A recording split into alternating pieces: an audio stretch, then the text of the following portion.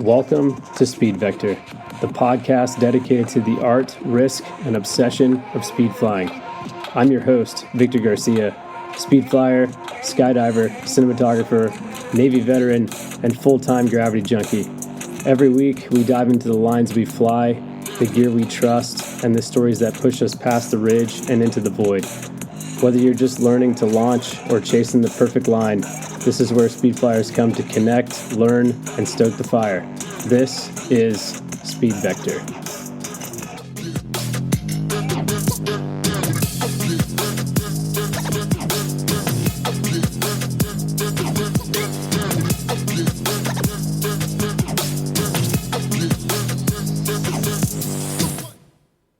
What is up, my friends? This is Speed Vector Podcast episode 7, and it's a special one because I have a guest. And my guest goes by the name of Josh Ogborn. Josh is a paraglide instructor, and a speed fly instructor. He also happens to be a Sky Guide Ninja Turtle as a paraglider and a speed flyer. And not only that, but he's a really good friend of mine, a really awesome dude who puts safety first, who's an amazing pilot, amazing friend, amazing guy, great mentor, great instructor. And I really enjoyed sitting down and talking to him for a couple hours. Sit back, relax, enjoy this episode with Josh Ogborn. Well, dude, jump in whenever. We're live, dude. We're doing it, man. We're live. First guest on the Speed Vector podcast, the one and only Josh Ogborn. What's up, Am? How you doing, man? Good, man. How you doing today? Good, dude. We've been talking for 25 minutes, and if you include the 3 hours it took us yesterday to try to figure out how to do this remotely, we've been at it for way longer than it should have been, at least to get it going. I'd rather just talk to you and record it for 3 hours than not, But right. But here we are, dude. Where are you at? Right now I'm in Boise, Idaho. Boise? Well, specifically Eagle. But yeah, no one knows where that's at, so. Dude, you left Boise. The land. You left the nest. Temporarily, man. It's I just had to go write part of a chapter in another story of my life and then right back to it. Right on. But you're still flying in Idaho, which is cool. It's not like you're in a flat land, sure. With no opportunities to fly. Yeah, dude, I don't live in Kansas. That's for sure. So, there's flying out here. There's lots of flying. It's paraglide oriented, in my opinion. There are speed fly sites, don't get me wrong, but nothing like big mountain flying for like speed wings. At least if there is, I don't know about them, or they haven't been paved, or the way hasn't been paved for them yet. So, right. Like just yesterday when I flew a brand new site that like all the locals fly, I'm not gonna lie, it was a little lackluster. Like it had gotten hyped up some more, like than I thought. And like after hiking Airport Ridge with you and going up Deer Mountain at Todd's Park, I was just like, this is tiny. Like it's just in between, like where Pirates is at, right? Mm-hmm. It's like that altitude of a hike. So it doesn't give you enough time to really get proxy or stay near the terrain or do anything but just glide to the LZ. Like, yeah, you can do some things, but I am taking Todd's Park for granted. That is for damn sure. Yeah. So are you talking like from the road to Pirates Launch or from the LZ to Pirates Launch? From like Airport Ridge, Gallagher Flats to Pirates. Like that altitude is... So like 1,000 That's my best comparison. Like 1,000 vert? Yeah, maybe, yeah. Dang.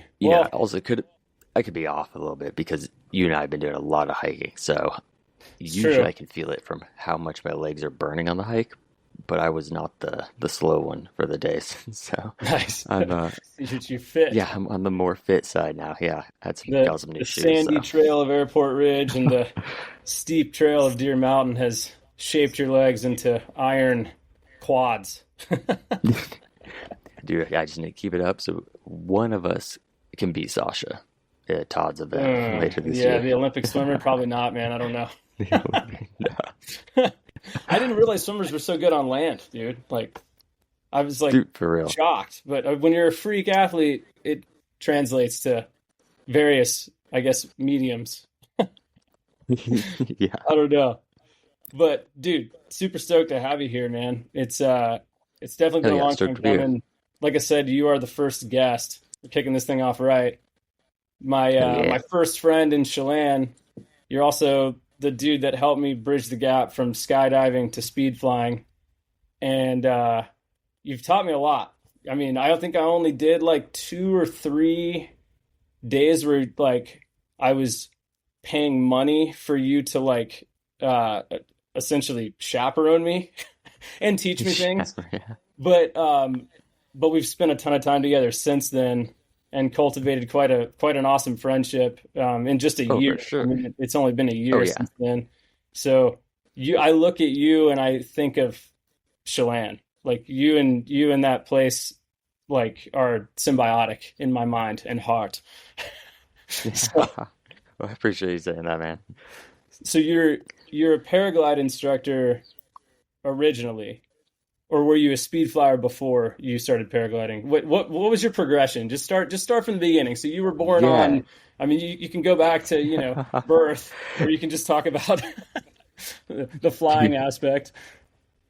I will go way back to the beginning and then I'll speed it right up to modern times. But like when I was like 10 years old, I was like jumping out of trees with like these just piss poor base canopies, if you even want to call them that. They're just parachutes, like tarps, hoping that they would open, Wait, was and it they a never tarp or didn't. was it a canopy? Like, was it an actual It, parachute?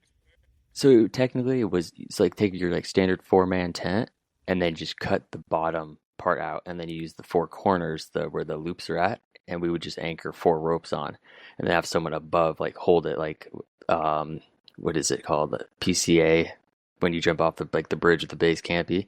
Yeah, just like that. Just hold the top of the tent and then just jump out of the tree and then just take a slam into the earth. And This it's is it. You just we can't do tell me that that all. worked. There's no way that worked. It opened once and it didn't slow the descent at all. We How just tall was take this 20, tree? 25 foot drops. Oh, the 25. tree is probably like 40 feet, but we take like 20-foot drops just right to the right to the ground. But Bro. as like a 10-year-old, you come back from that stuff really easily. It's like, ow, okay, let's do it again. Ow, let's do it again, you know? Yeah, the rubber bones of kids is an envious thing that I have lost. So Yeah. as a But the characteristic I do not have principle, anymore. yeah, no, I get you there. But yeah, the principle behind it wasn't like base jumping by any means. It was more like I'm fascinated by parachutes and canopies and what else can I do with them? So that we started taking that same one because, it was not succeeding. So we'd anchor it to like, let's just say like 100-meter rope or something and put that to like the base of a tree. And then we'd wait for the gust fronts to come through, like 40, 50 mile per hour winds. And then that tent would now just go up like at an angle. And we would hang on down here and just wait for the gust front to come in and it bring you up in the air. And then you just let go and it got too high or you got scared. Because, I mean, this would go up 100 feet, so like lethally high. But yeah, you just let go whenever you get uncomfortable. And then it'll come back down. And then the next cycle would come through. Just get yanked off the ground. It's like, that was my introduction to leaving the ground in life. Like, and so I'd always been just, I flew a tent. On Yeah, a purpose. tent. That's Yeah. incredible.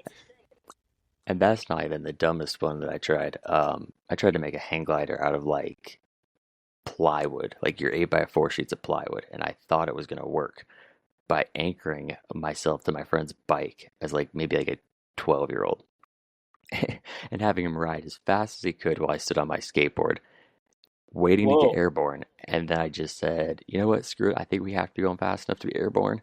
And so I just dived forward. And I mean, we can all guess how this played out. Is I just went straight to my stomach Oh, with like 20 pounds of wood on my back, yeah. dragged across the asphalt. So Wow. needless to say, that one did not work either. No, but dude, you were basically the Wright brothers, man. You were just going for it and hoping for the best. Despite everyone else was like, no, that's not going to work. I was like, trust me, it will. It did not ever work, It didn't but work. I was confident. I mean, did the wing break apart and like, or Oh, did it yeah, yeah. it Like the broke second apart time, before it you hit held the together the ground or first time.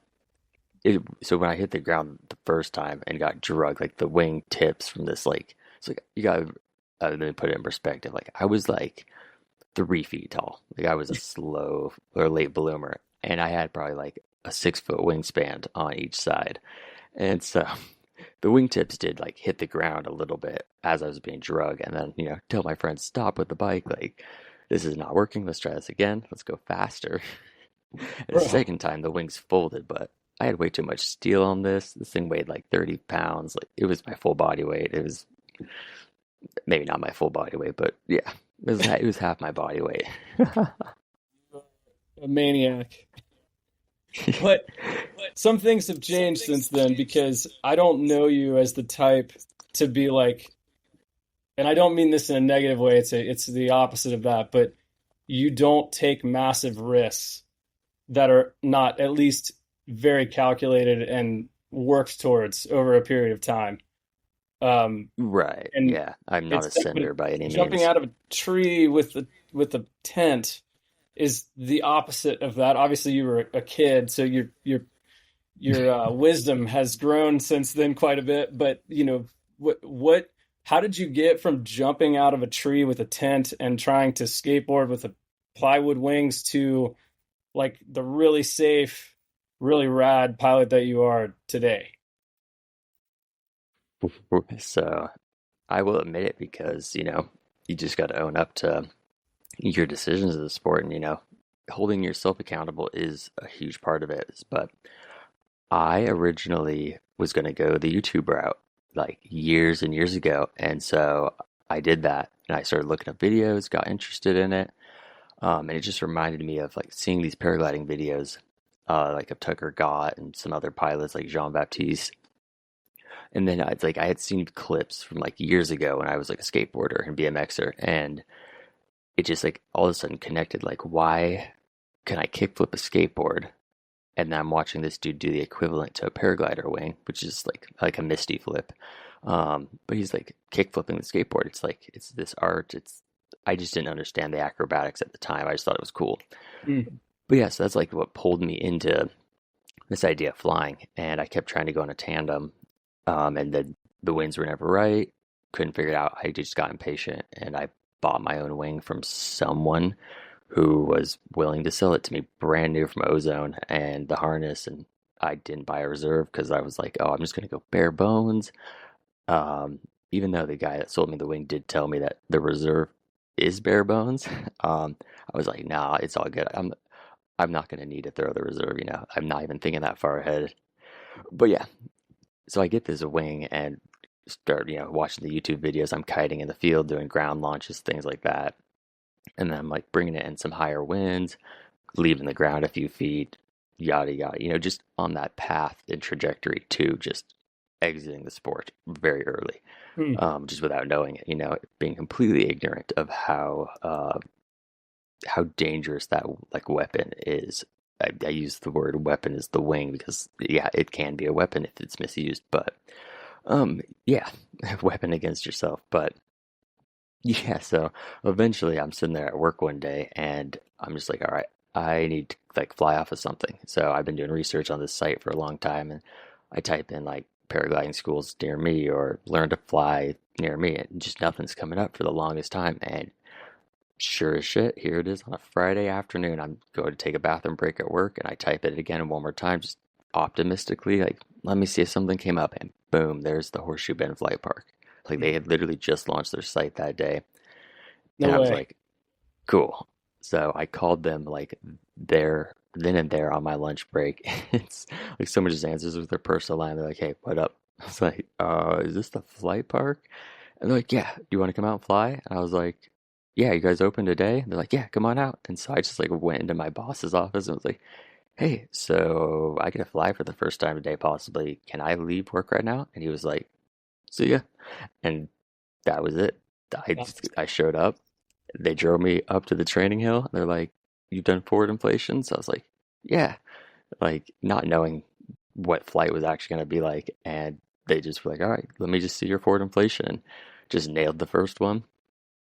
And the second my feet left the ground, I was just like, oh my God, this is what I've been trying to achieve my entire life. Like everything sunk in. And I was just like, it was maybe like a 3 minute float to the bottom. But in that 3 minutes, it felt like an eternity, like of just everything coming together. Like all the things that I built as kids, trying to fly.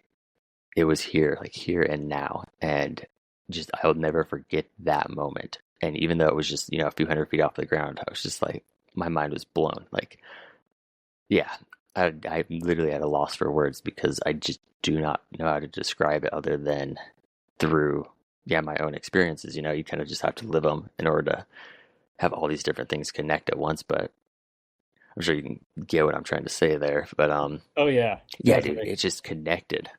And sorry to cut you off there, but No, you didn't. I landed on this disc that they had out there, and it was, I guess, their accuracy landing for their students or their future students because they weren't even like open as a school yet back then.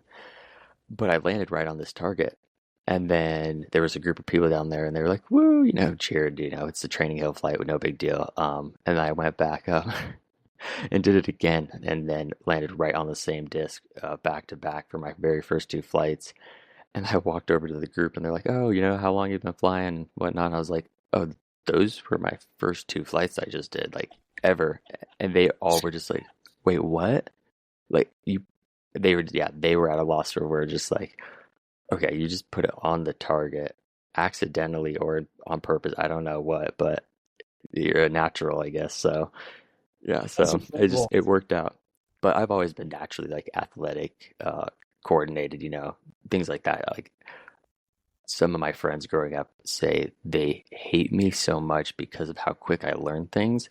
Mm, So like you put me on a skateboard, I learned to like ollie day one, or the day I learned to ollie was the same day I learned to kick flip, which is the that's same day I learned to impressive. varial, and then it was the same day I learned to tray flip. It's just like What? I just need to get that first ollie in, and then once it that pop and that snap like connected with my mind, and everything just like lined up because I'd watched hundreds of hours of skate videos growing up, like so it Sure. just was like it was already in there, and I just needed to bring it out. So Yeah.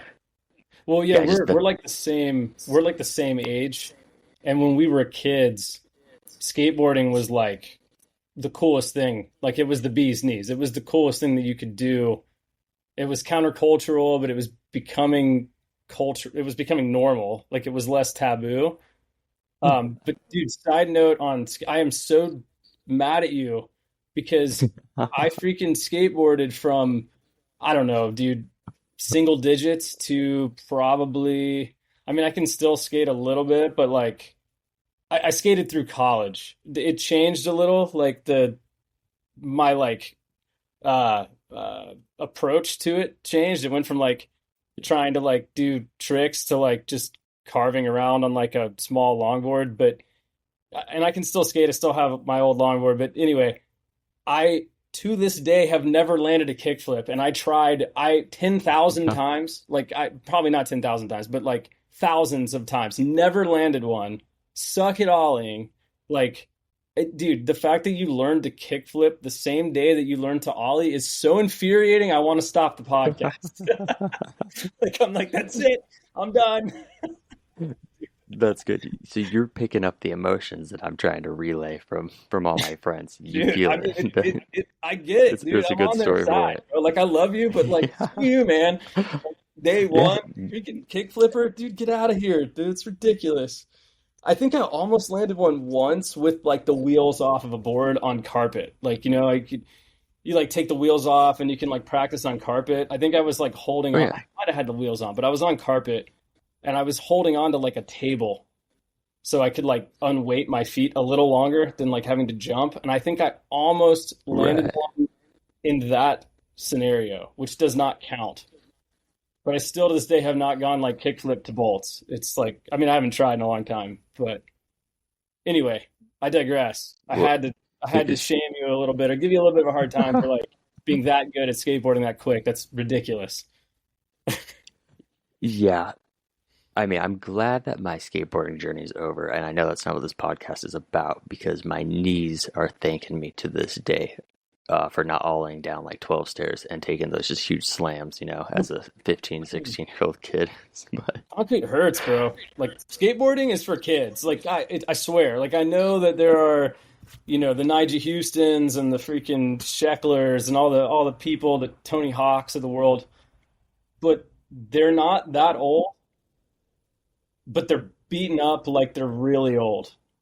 And it's a young man's game, dude. You can't hit the concrete at 30 and not be sore for like at least a couple days. But I feel like at like 19, 18, 15, 20 years old, whatever, you got a little bit more balance in you. Um, yeah, so you still have a little bit, yeah. But anyway, yeah, dude, let's see. There was a segue I was trying to make I'm sorry. between skateboarding to speed flying or just Well, no, so paragliding in so general. you Oh you yeah, are you're probably like student zero at it's the Horseshoe Bend Flight Park. Is that what it's called? yeah. The official name was HSB Flight Park for Horseshoe HSP. So Bend Flight that Park. place looks sick. I'm really sad that they're closed down. That's a huge Dude, bummer because what a every rad day, spot, dude. I mean, dude. it's Yeah, like it's for Chelan, but Saboba. Chelan and Saboba have a baby, and that's like HSB, dude. right? That's actually a damn good way to put it. Yeah, and then add some valley flow and 1,000-foot ridge to soar, and yeah, Yeah, that's what I yeah, mean. dude. It kind of Oh, looks like Chelan because it's on a river, and it's yeah. like a The payout's similar, right out in similar, front of it.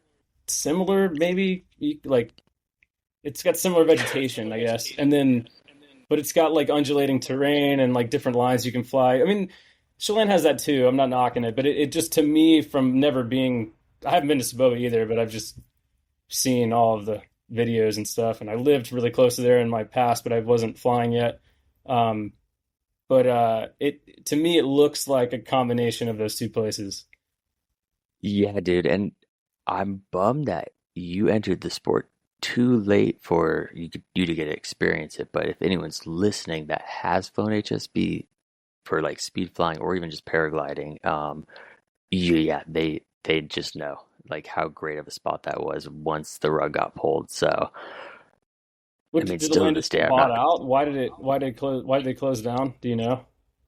I mean, I know all the like the things that happen, but You don't have it's to a dive whole into nother it. side topic. Yeah, Yeah, it's just a whole thing. It's we'll stay out of the the drama today. That'll be next episode. We'll get in all the weeds of the sport. yeah. So, but yeah, like just learning to fly there, not only got me introduced to some of like the better pilots and better mentors that are in the sport. Some of them don't fly anymore, but just like they come from an educational background. Like one of my mentors, Lane Lamoureux, he was in academia before like doing paragliding. So him being an instructor for paragliding translated over from his like normal educational process. So Sure. it was just like being in a classroom with a professor, like either a college professor or high school professor or high school teacher that you looked up to, and you're trusting your life with this dude's information. So like I think my girlfriend Bree and I were the first ones to like go through his school, and I still have like my notes from today. But this is back when USHPA made you have like 8 hours of ground school with an instructor like in the classroom. That's But hardcore. I'm like the only one taking notes and like writing all this stuff down. Like it's gonna actually apply. Like when you're under the canopy, like I'm gonna have my notebook and be like, okay, what did I put down for the classroom session? Like never used my notes. It just kind of like got locked away in my mind. But everyone's just like, you took a lot of notes. I was like, I know. I want to know this stuff for the test. I was still like freshly out of college, so I'm still thinking the mindset of like, there's going to be a test. I gotta know the information, all that. So Well, dude, and I mean, I'm a huge note taker too. Whether I reference them or not is a different story. But for me, it yeah, helps solidify concepts. So like, I'm a real like tactile. Is that the word? Tactile learner. Like I'm like a touch, like a see yeah, one, do one, bodily teach one kinesthetic. kind of deal. I mean, that is probably the military in me, but it Yeah, works for me. But in part of the seeing it and if I can conceptualize something, I can probably do it. The problem is that if I can't conceptualize it, even if it's totally within my ability or possible, I will not do it because I don't believe I can. It's like a confidence thing. But if I see it and take notes and not meditate in like a, levitation, like, kumbaya kind of way, Right. but really like visualize it and feel it, then I can probably do it. And I think there's something about handwritten notes that for me just like opens up a whole other part of my brain. So to this day, I log my flights and I write like every single thing that I do or happens, even if it's a super routine, short, 40-second flight, like off Airport Ridge. I Oh write yeah. exactly what I did. And that isn't because I want to like, you know, go back and be like, oh yeah, okay, I made a right turn and then a really steep Yeah, left right. turn. And then my swoop was like 100 meters. It's like cool. Like that isn't why I'm doing it. It's like another way to ingrain what I learned from that experience specifically. And I learned something on every flight. Like Oh truly, yeah. whether I realize it or not, I'm learning something. I think it solidifies that piece.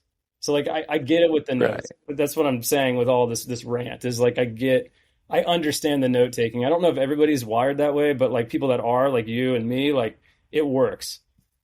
Yeah, no, it definitely does. Like you should see my logbook. Like there's paragraphs. I mean, at the beginning of my flying journey, there's novels and then like it gets less and less and it's more abbreviated, but Sure. still to this day, like I have a lot of flights to log that I'm postponing or just putting off. But yeah, like I'm gonna add notes to them. Like, not only like what the flight was like, what the air was like, just so like I have a database for myself to hold myself accountable. Like I know it's digital so that you can adjust it, but like having a dashboard that like shows you what you've logged is super helpful to like put things in perspective for you.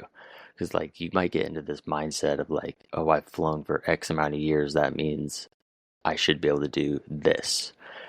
Or, I saw the guy on YouTube and he's only been flying for, 1 year and he's able to do X, Y, and Z. I should be able to do that. It's like, no, no, that's faulty logic from the beginning.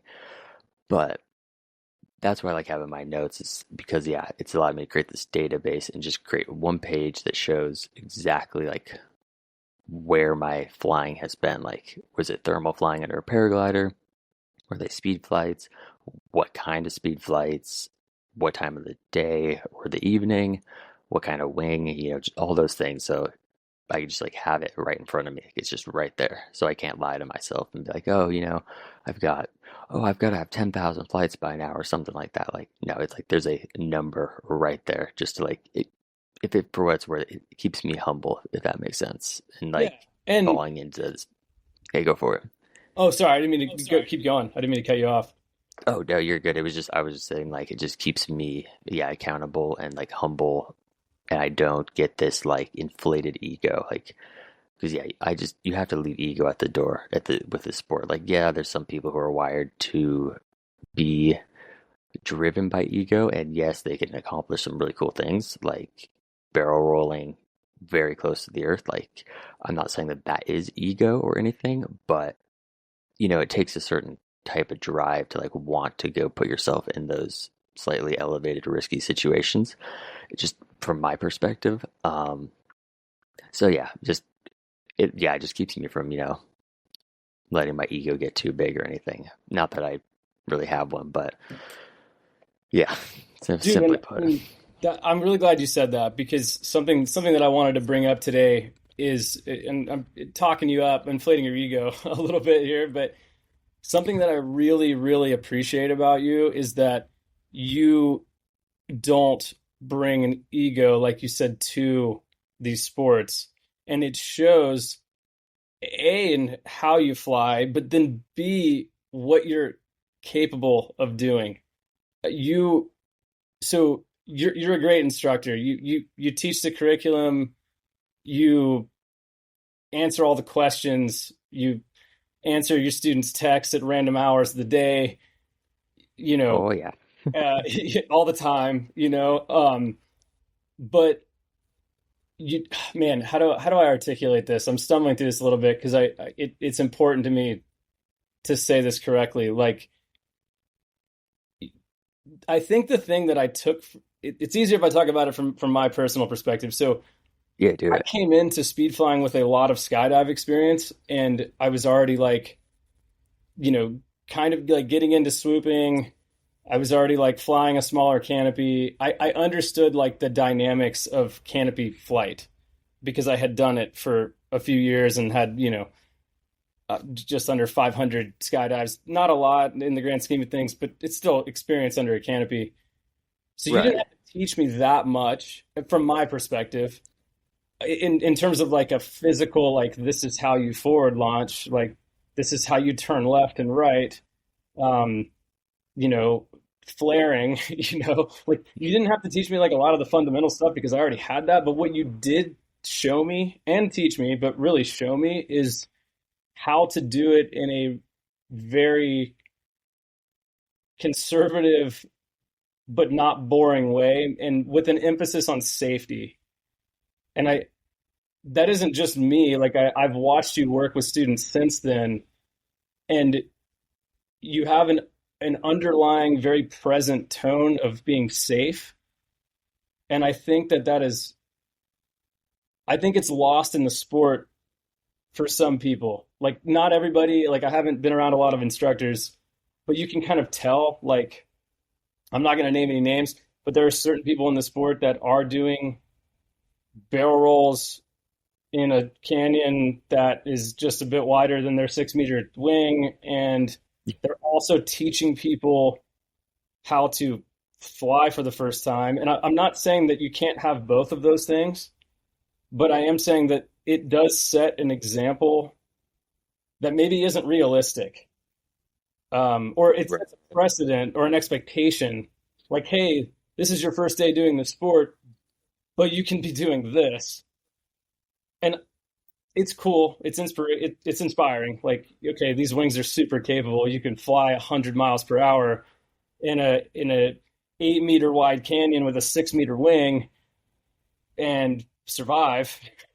Um, but that isn't that shouldn't be the goal of people getting into the sport. And my fear, and this is a little bit of a segue, but my fear is that people see those videos and see the likes and comments and the views, and they're like, I want to do that. And then they die because Yeah. it is like a fraction of a percent of the people that do this sport are doing that. And the ones that are doing it, it's a freaking risk, dude. It's a gamble every single time because what I have learned in this sport is that it doesn't really matter how current you are or how comfortable you are or how good you are. Like, you can't see air. You can't see wind, you can't see rotor, you can't see turbulence, and all it takes is a little bit of sink halfway through your barrel roll when you're pulling out, Oh and yeah. you're 2 feet off the ground and you're over rocks. All it takes is a little bit of sink, dude, in a split second if you're going 100 miles per hour. Like, and you're not surviving that. Like, and that, it scares me when people teach that also do that. And that is so readily available. Like, when you Google speed flying, you're going to see these videos.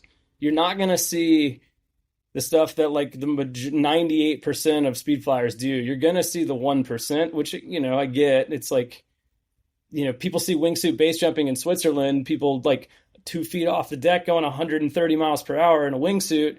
And they're like, I want Right. to do that. Well, it's like, do you realize that like you have to be a skydiver and then you got to The go learn base jump, prerequisites and are then you got to learn how huge. to wingsuit out of a plane, and then you got to, like there's a progression, and I think that's lost on people. Yeah.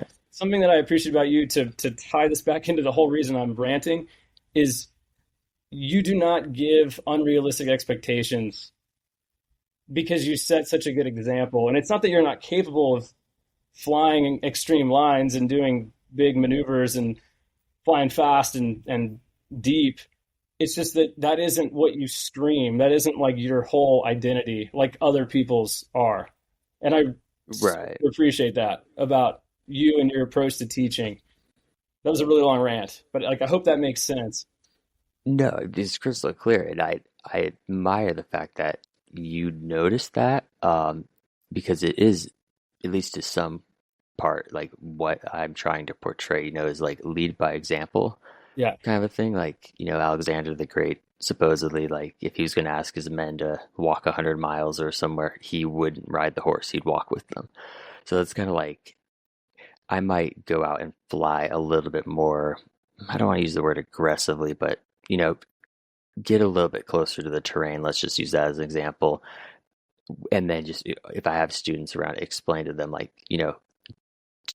do as I say, not as I do. Like that's just me flying, because I know that they don't understand that I didn't just go fly and do what I did in front of them for the first time. Like I have been looking at doing.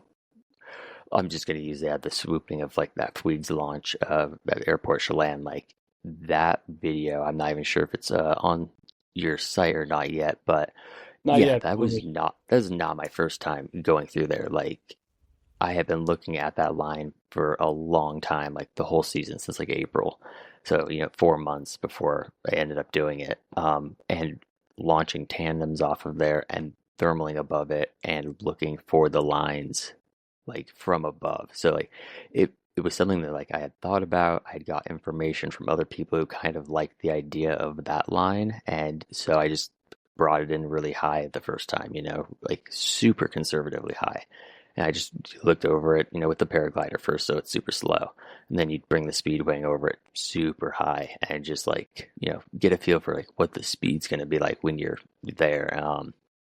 And I was trying to do this, all at the same time or hours in the day so I could get like a feel for, the sync or, just like the anabatic flow, the light thermic activity from, that early morning air, if you're not getting it right at sunrise. But yeah, it's like all these little things go into making for what I see as is like just an average day of flying. But what's the layman might see watching these videos online is like, oh, he did that just first try. Like he just hiked up a mountain and just did it and just made that split second decision to make those turns. And the reality is definitely not. And especially like the wingsuit pilots, like they do not, I mean, some of them might, but the ones that I bumped into, they do not just jump out of the plane and get to glide on their wingsuit and then just drop into a crack without doing tons of research. Like getting to go to Palmer Lake with some of these phenomenal wingsuit pilots, just watching them approach the mountain. Like it's not like day one they went up in the helicopter and just went out and went for the line. Like we drove to the LZ, they pulled out their range finders, their spotting scopes, they did math like along the ridge about like the glide, because you're not just going to trust Google Earth with your life. So these guys are out there doing Right. like live math in the field to figure out like the pitch angle that they need to flare out of to get out of the valley to give them enough altitude and airspeed to actually deploy their pilot chute and things like that. And just they know the glide ratio of uh, their wingsuit. Yeah, we're just totally vanished from my mind. But yeah, they know Oh their yeah. glide. So it's like all that stuff is planned. It's not just like, yeah, it's the point I really want to emphasize is those videos are not just like, some of them are one-offs where it's just like, oh, I accidentally did a really cool line or something like that. But it's planned. It's premeditated. You figure it out like in parts and then you link them together. And that's the problem with, and I'm not an anti-social media guy, I'm not an anti-YouTube guy, but from someone that doesn't, like people that don't have experience in the sport of speed flying or any of these sports that are gravity, air sports, what you don't see is the preparation and the reps that go into flying something. And what I was saying earlier about those guys that are doing these like super deep proximity lines, it's not like they just like showed up there, launched, and now they're flying 3 feet off the deck in a crack. I'm sure they fly that like many, many times and incrementally take it down because most Oh people, yeah. don't want to get injured or die. Most people, I mean, I know Yeah, there's it's there's hardwired into mental health us. stuff that goes into it that maybe, there have been instances in the recent past of base jumpers, if you want to call them that, people that had a base rig that went in was probably a decision that they made, and that's really sad. That's a whole different topic that I do not want to get into. But the Right. kind of flying that you see on the internet, that is like the 1%, is not like the first time they showed up to a site. I mean, it takes a lot of prep. And to speak on you too, it's like you have hundreds, thousands, 1,000 hours of paragliding. Like you've got hundreds and hundreds of speed flights, and they all kind of like correlate. Like like paragliding and speed flying are different, but they are similar. You have all this experience, and for the last year, I've watched you fly a 16-meter dragonfly until kind of recently, and I was encouraging you to fly this 11-meter Mirage that I sold you because I mean I should have just given it to you, but like, were you capable of flying that 11-meter Mirage a year ago? Of course, but you weren't because you didn't need to. You're like you're conservative, you're safe, but you're a great pilot and you have fun and it looks really cool no matter what you're flying. Like you aren't doing it for the clout, you're doing it for yourself. And I think that is super important, especially with young students that come up, and not to trash a younger generations, but I think people in their 20s, especially dudes, and this is proven because I was once 20 years old, your your motivations for doing something might be a little different when you're 20 than when you're 30. If they're not, that's I hope for your safety, but usually Yeah, no, 20 it's year a old thing. dudes do not have always the best intentions with why they are doing something. Not all the time. I do know some really responsible, like young 20s guys that aren't doing it for the Instagram reels, but Right. or for the girls or whatever, like they're not trying to impress anybody. But for the most part, I would say, hate the stereotype, they don't always have the best intentions for doing stuff. Like I said, I was one of them.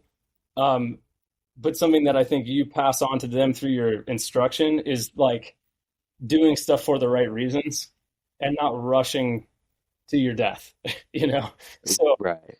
Not trying to earn my wheels anytime soon.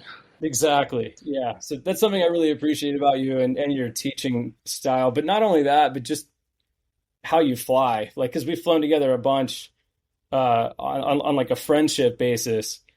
Oh Um, yeah. and I see it, and it rubbed off on me. I have a very similar approach to these sports. I always have, but you showed me what, like, someone at your level, with your level of experience, you being an instructor, you've been at the game for a lot longer than me. Um, you showed me that even at that level, being conservative is still like totally accepted and acceptable, and it should be done that way for longevity. If you want to do these sports Right. for the rest of your life, and the rest of your life being a long life, um, Yeah. that's the approach. That's the only approach, because it's so easy to screw up and not be it, and there's like a false sense of safety with these sports, I think, that isn't talked about very often. Yeah. I mean, even just on the false sense of safety thing, like even having just an instructor present, like just that, I'll put air quotes around like that authority figure creates a false sense of safety because I'm a victim of this too. Like not wanting to launch unless my instructor was there because I needed that like reassurance. But at the end of the day, we're all human, and maybe, I mean, your instructor has things going on in their life. So who knows if they're in the best mindset to make a judgment call on your behalf? Like, because at the end of the day, you are the pilot in command. Like, an instructor can do so much to prepare you for the real world, but the second your feet leave the ground, you're basically like, if you're not listening to radio or on the radio and their instructions, you can do whatever you want to yourself. Like you can turn back into the train. I mean, you have that level of control if you choose to do it.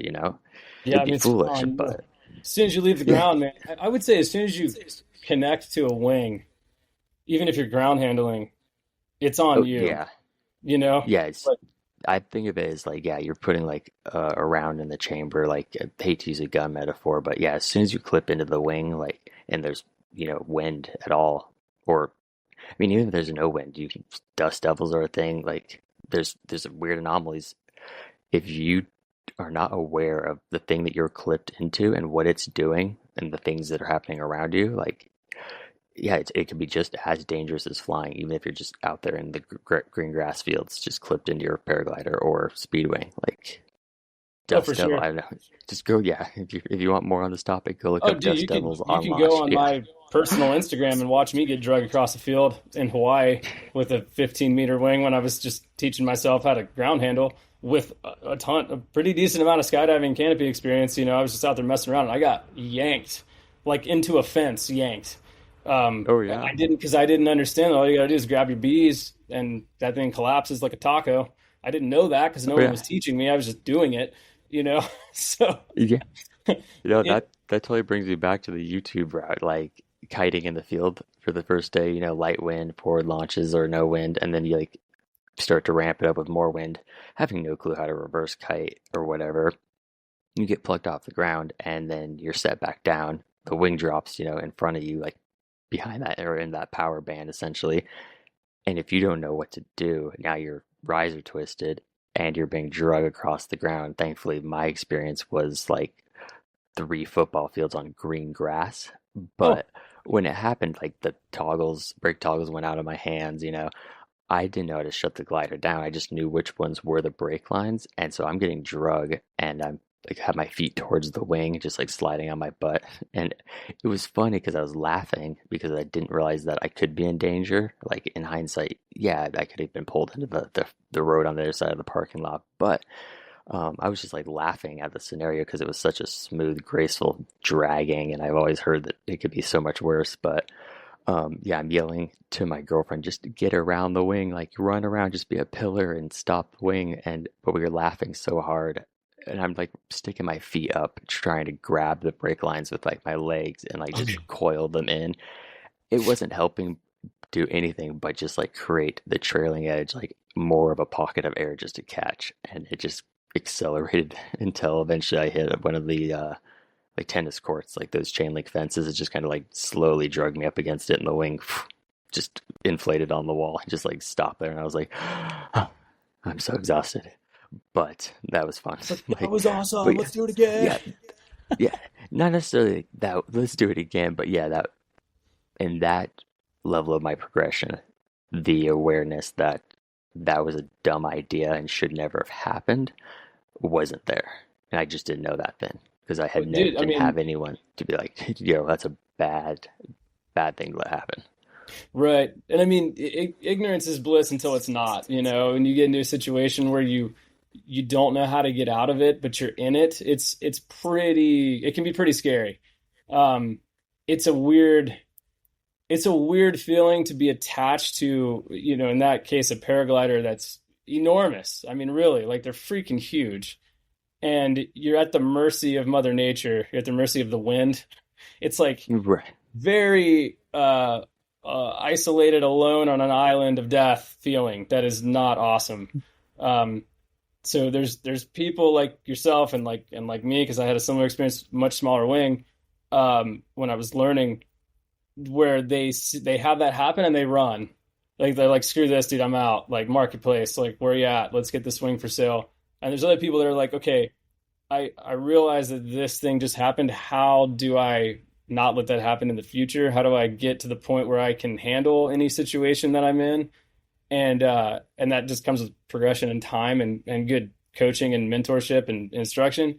Um, And but I would add just being around other people that are of like-minded or similar, attributes and like with how they with approach more the sport. experience, yeah, Or not even more experience, just being around people who approach it similarly, like they have more respect for what you guys are, what we're doing in the sport. Like, um, yeah, like going back to that whole inflating ego thing, it's like, yeah, they don't bring that with them. Like, having those people around you is super beneficial no, for sure. because, like, yeah, like even just like flying with you, like I can bounce a question off of you, like, hey, so what does the water look like it's doing to you? Like, although, like, in that scenario, like, technically, I am an instructor, but I'm not your instructor at this moment. This is just us flying as friends. But, like, it's like, hey, I want a different perspective on this because, like, am I seeing it right today? Like, are those are those white caps, or is that just the sun reflecting off of, light waves or something like that? So Right. it's just, yeah, having people that Yeah, vibe with people, you. what's the saying? There's old pilots and bold pilots, but no old bold pilots. You know, Yeah. I think we're fortunate in that we are surrounded by people, and I'm talking about Chelan because that's kind of like the hub where we all met. We're Right. surrounded by people of similar mindsets, which is a healthy respect for the sport and an eagerness to continue to be a student of it. Like I see that in Right. you a lot where you're an instructor, you're supposed to be, and you are the knowledge, like you teach people how to basically live better lives through these activities, which is, in my opinion, is like the whole point in doing it. I feel like I'm a better Yeah. person after I fly than before because Right. little issues, little problems of daily life are not a problem because I just scared the crap out of myself and had a great time flying 60 miles per hour 4 feet off the ground. Like it just changes my perspective. But we're surrounded by people that have that similar mindset of like, we're going to do this, we're going to get rad, it's going to be awesome, but we're going to do it safely and responsibly because the alternative is not what we want. Right. Yeah. And yeah, even like, I don't even know if I have anything to add to that because it's just so accurate. Like it's weird. At least I'll just speak just for myself, going from like solo pilot to getting like the legitimate instructor ratings. Because like I still don't feel like anything's changed in my mind. Because like I had a mentor, Justin Bohr, when I was learning to fly. When he signed me off on my P3, he like really emphasized and like made me look into his eyes. He's like, "Hey, this is the point in like paragliding where people start going over the back is because they get a P3 on their piece of paper, and that all of a sudden just flips this switch, invisible switch in your mind that you're now a better pilot somehow because you have a 3 after your P3, then you're not a P2, which is novice. P3 was intermediate back then, but he's just like, yeah, really drilled it into my head, like one on one in his office. Like, this is that time when like people start going over the back, things start happening. Like, it's just a number, it's just a rating. It means nothing other than it lets you fly at certain sites with a little bit more, that require a little bit more knowledge of the terrain and how the wind works. So, um, yeah, that was something that I just really wanted to make a point of with all the students that I, worked with too, is that it does not matter what your rating is. It's all about like what your skill level is. Like, can you physically do X, Y, and Z, or do you even have the mindset to do it?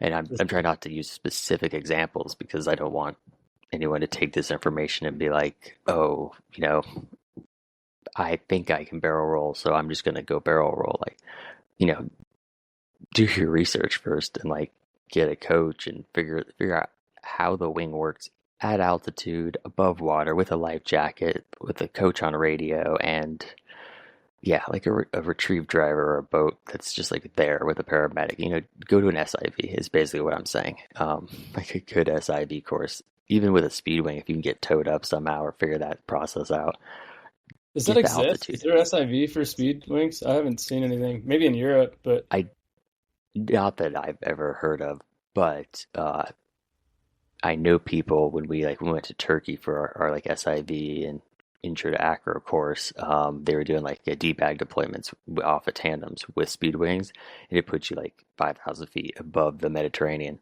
And then from up there, people would just start cranking, like, I guess it'd be the equivalent to like a sat on a paraglider, mm, where your body's moving backwards, the wings flying forwards. So you're like you're doing over like a deep the spiral. loop, the not loops, but like tumbles. Not tumbles on the speed wing, but like you just bury your left brake, and like Oh, eventually it's you're gonna go you're nose like down, and corkscrewing then it's down. gonna, Yeah. yeah, it'll go over nose down, and then all of a sudden it'll like change from a nose down spiral to your body's moving backwards and the wings moving forwards in front of you. It's Mm-mm. it's something, yeah, to look up. Like a sat is the most, like, I don't know, it's mentally confusing, but it's we're getting off topic here with the whole paragliding thing because it's more speed fly oriented. But Yeah, it's the okay. point We is talked that, about yeah, they got, skateboarding earlier.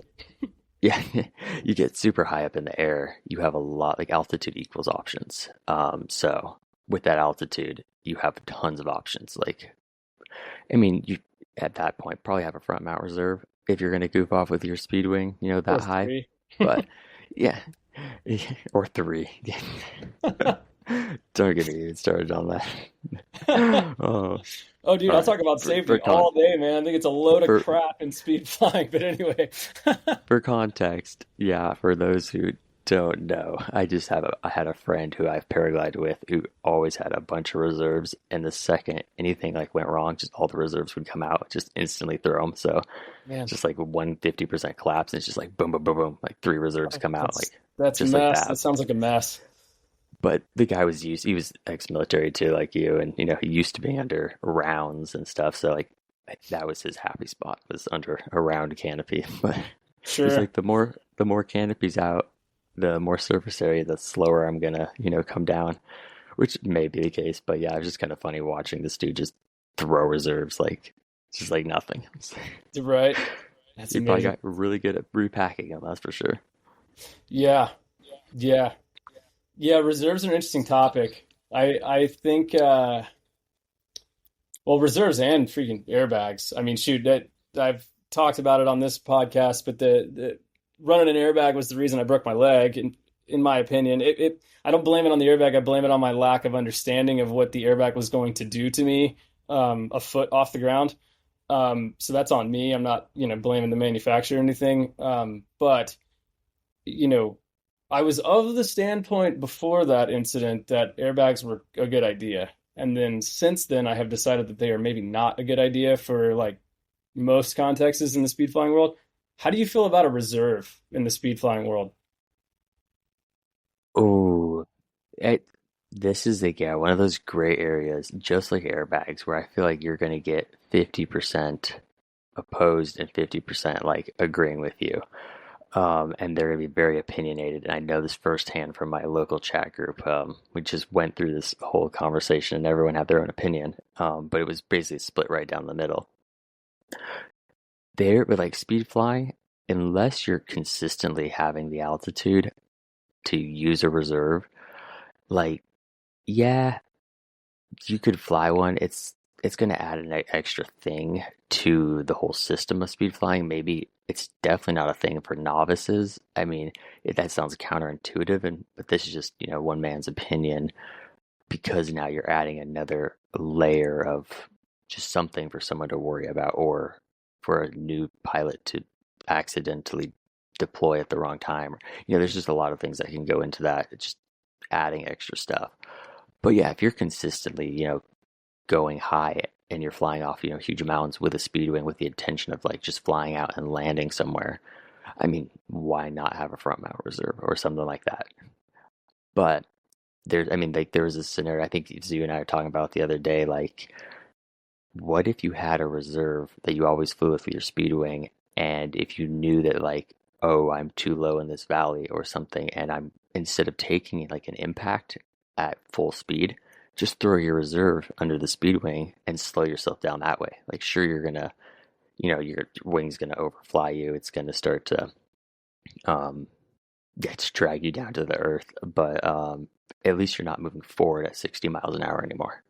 You've stopped that forward speed, which is, Probably going to save I your don't know. life. It was just, Could.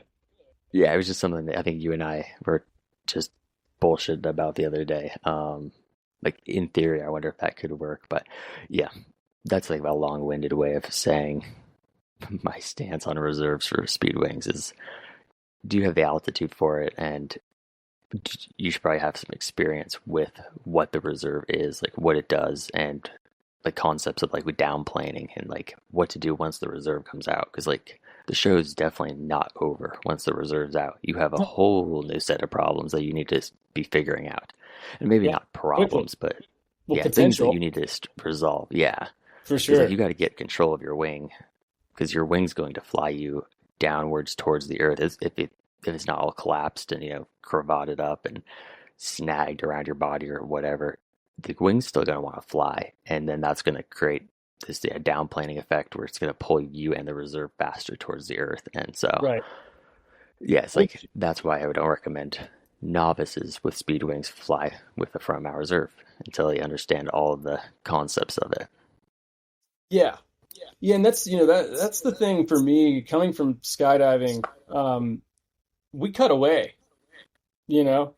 I mean, uh 99 out of 100 reserve rides in skydiving are single parachute reserve rides. So you're cutting away your main because it's a ball of crap or whatever, and Right. deploying your reserve, and now you just have a new parachute and you're going to fly it the same way. It's going to act a little differently than your main canopy, but it's the same concept.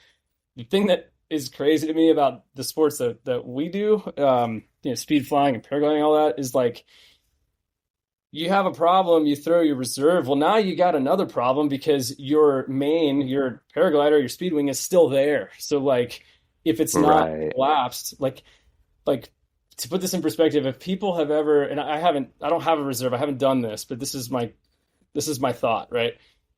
If you've ever tried to ball your wing up when it's like partially pressurized, like on the ground, like let's say it's windy and you're trying to like run your hands up your lines, it is a huge pain in the ass.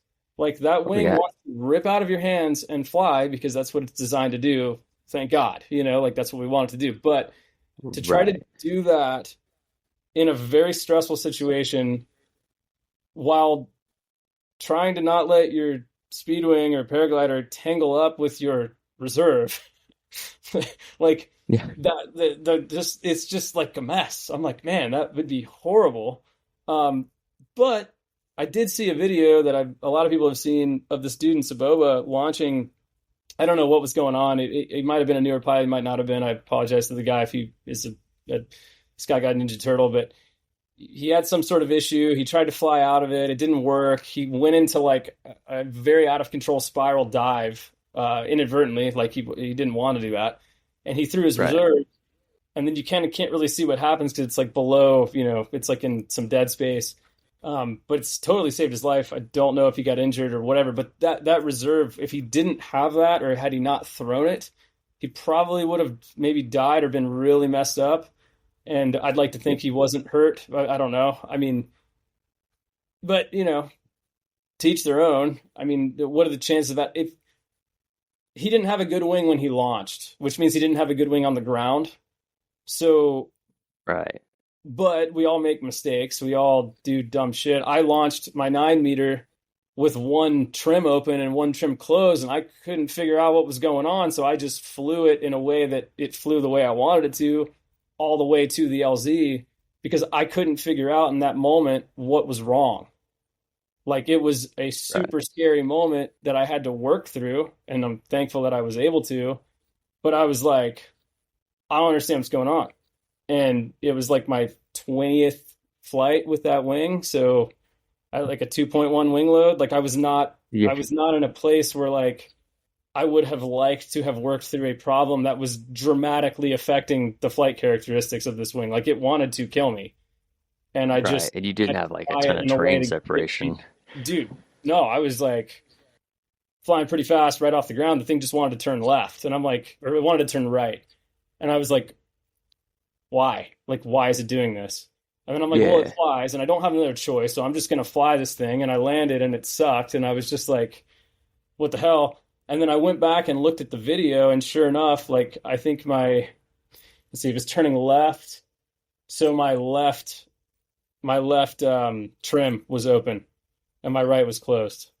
So it was, or sorry, it was If you're turning right. yawing to the It was right, turning yeah, if you're right. yawing to the right, it's your left Hard, trimmer. hard But pull right. yeah, yeah, I remember So being there that day. I was it was like, terrifying. I he's was like, getting dude, proxy for the first time. Oh, not intentional.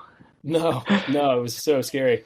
Um, but yeah, stuff happens. So it's like, is it a good idea to have these safety mechanisms in place, or is it a better idea to just be super thorough and have like a pre-flight routine, no matter what, no matter the audience, no matter the people, no matter the conditions, no matter the wing, or can you relax on that a little bit if you have, I don't know. I don't know. I think I think it's to each their own in this, but Yeah, you got to really figure out like what works for you because like at the end of the day, launching is optional, but landing is mandatory. So hmm, why not do those checks? Be very thorough. Get your hands on everything. Like don't just think about it or don't look down like, all right, my risers look good. Like no, physically touch the risers, pull the trimmers closed. Even if you can see that they're already closed, just give them another pull, just like to reinforce that muscle memory that the trimmers exist. They're there. Yeah, and I'm even like I'm guilty of it too. Like the first thing I do when I land, I mean, I'm opening I land with trimmers open almost every time, if I can make it to the LZ. But yeah, the first thing I do before I high five anyone or give my attention to anything but me and the wing is I close the trimmers because yeah, it's just like it's the easiest, quickest thing I can just do as soon as I land. Like boom, right there, just close them, and then it's just out of my mind. And then when I do my checks, before launching again, they're there. But I still check them again on launch. It's just it's something that like I got in a good habit of, and then I started sharing that habit with students or friends or just people I would fly with. Is like before, yeah, you give me a high five or anything like that, like close your trimmers. Like just for sure. one step. I'm not saying like trimmers are the reason why all issues happen, but yeah, just like if you're gonna open them, close them unless you're at that level where you're launching trimmers open or in high winds where you just have them open just already. So I know scenarios, yeah, where the trimmers can just be open, but Right, but the mostly high fact wind is, beach the point soaring. is that you did that on purpose. It wasn't like something you forgot to do or something that you overlooked. It's like that's a decision that you made and you're doing it versus like that's how they were, so that's how they are.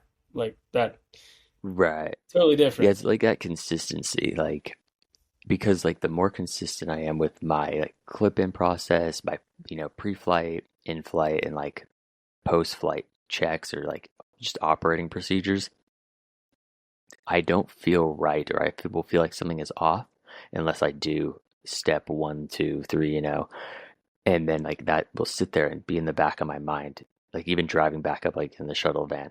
If I forgot to close my trimmers and I don't remember, there's gonna be like this little voice in the back of my head that's like something's not right. But it's like, what is it? It's just kind of like this heightened sense of awareness. And then usually when I get back to launch or something, going through some like everything, I'll be like, oh, there it was. I didn't finish my checks in my mind, so that's why the flight didn't feel complete yet, if that makes sense. For sure. Yeah, and I think that's good because you won't be easily like if you have a quote unquote checklist, pre-flight, post-flight, it doesn't matter if all of your best friends are there, if there's a cooler full of beers in the LZ waiting for you, like if you just had the best flight of your life, if it is ingrained in you as a pilot to do these steps post-flight, then you're never going to have to wonder if you're going to screw that up because you do it the same way. I found um, I did a lot of solo days in Chelan where like I would hike the ridge 10 times and like not see anybody, like period. And Yeah, if I go back and look at my GoPro videos, pre-flight and post-flight, on those days versus the days where like you're there and Tim's there and whoever else, Sasha and whoever, right? There's people there for me to like, Ian, I don't want to forget him. Got to shout out all the homies. Um, yeah, yeah. assuming they listen to this, I don't know if they will, but maybe. Anyway, We're like, gonna get them all on the group. We're gonna do like a four-way chat here. We got to dude, get we do need to everyone. do like a roundtable. I'd like to do that in person, though. That'd be really fun. That would be awesome. Yeah. But yeah, so in the GoPro videos, prior to launching on the days that I'm by myself, I am verbally saying leg strap, belly band, chest strap, chin strap. And then I'm like, okay, carabiners are oriented properly, risers are oriented properly, trim is closed, toggles are oriented properly, wing looks good, wing looks good. Like I just looked over my shoulders. People are just listening to this, both right and left. Wind is good. 3, 2, 1, see ya. That's how I do it. Yeah. When when I'm flying with you guys, and it's not your fault, it's me. I don't verbalize those things. You can see, because I turn on my GoPro before I do all this stuff. It's like step one, just to get the hell out of the way, so I'm not worried about a stupid camera. Um, I look at all of those things, but I'm not verbalizing it, and I need to change that because I will say that after that flight where I had the one trim open, um, I started like yarding on my trim before clipping into it and like triple checking that they were closed because I'm Right. watching the 9 meter with them open, so they were going to be closed. Like it didn't matter, you know. Yeah. Um, but what I don't do and what I'm going to change is I don't verbalize these things, and I don't know why. Like I don't know if it's because it's my routine when I'm by myself, and it might be like a little weird or like maybe like subconsciously embarrassing if I'm saying these things out loud, or maybe I'm distracted because I'm watching you guys launch, or I feel rushed because I'm going first. Like, and this isn't you guys, it's me. It's my own inner battle. Like it's my own issues that I need to work through in these situations because you're not going to get mad at me, Josh, if it takes me an extra 10 seconds. Like No, the I would difference is rather me you having a take that safe extra 10 rad seconds. flight versus not, and it takes an Yeah. extra 30 seconds. Like you're not going to be pissed, No, not at all. you know? I never will pressure someone to fly. Like, I'm not ever gonna, you'll never hear me say, like, all right, hurry up. Like, if anything, like, if it gets to that point where that phrase, like, hurry up is gonna come out, it's gonna be like, hey, would you mind, like, doing those checks, over here where someone else can launch, Don't be that guy that sits there and does like, every line check, right on launch and unclips and, figure your stuff out behind launch.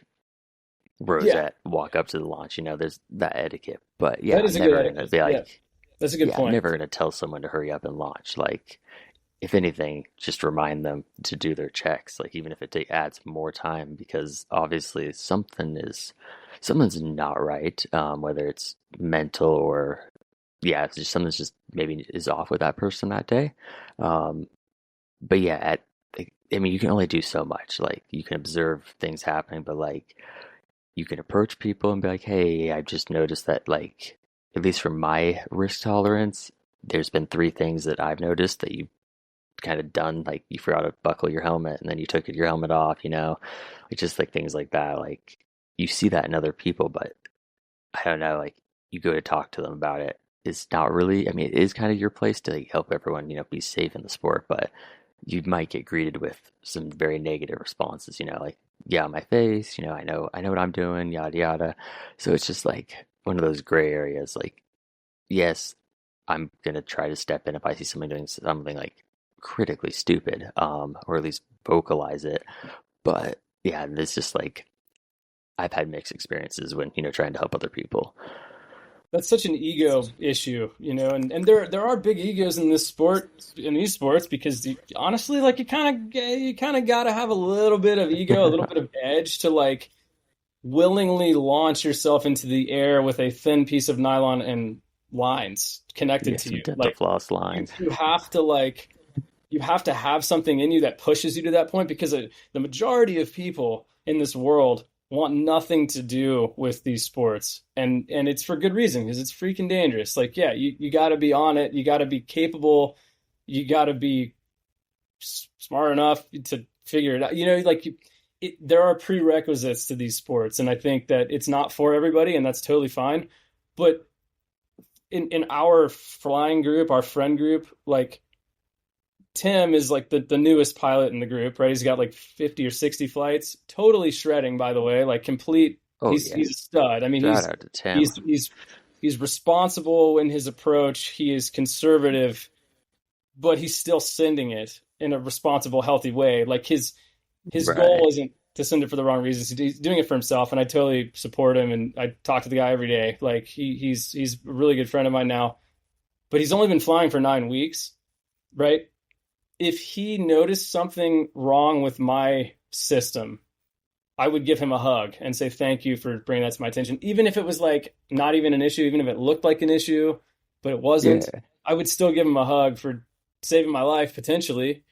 So but Right. people that have an ego that then get pissed that it's like, no, I'm better than you, and I have 1,000 speed flights and I'm a, Sky God Ninja Turtle and like screw you for saying otherwise. Like those are the people that I hate.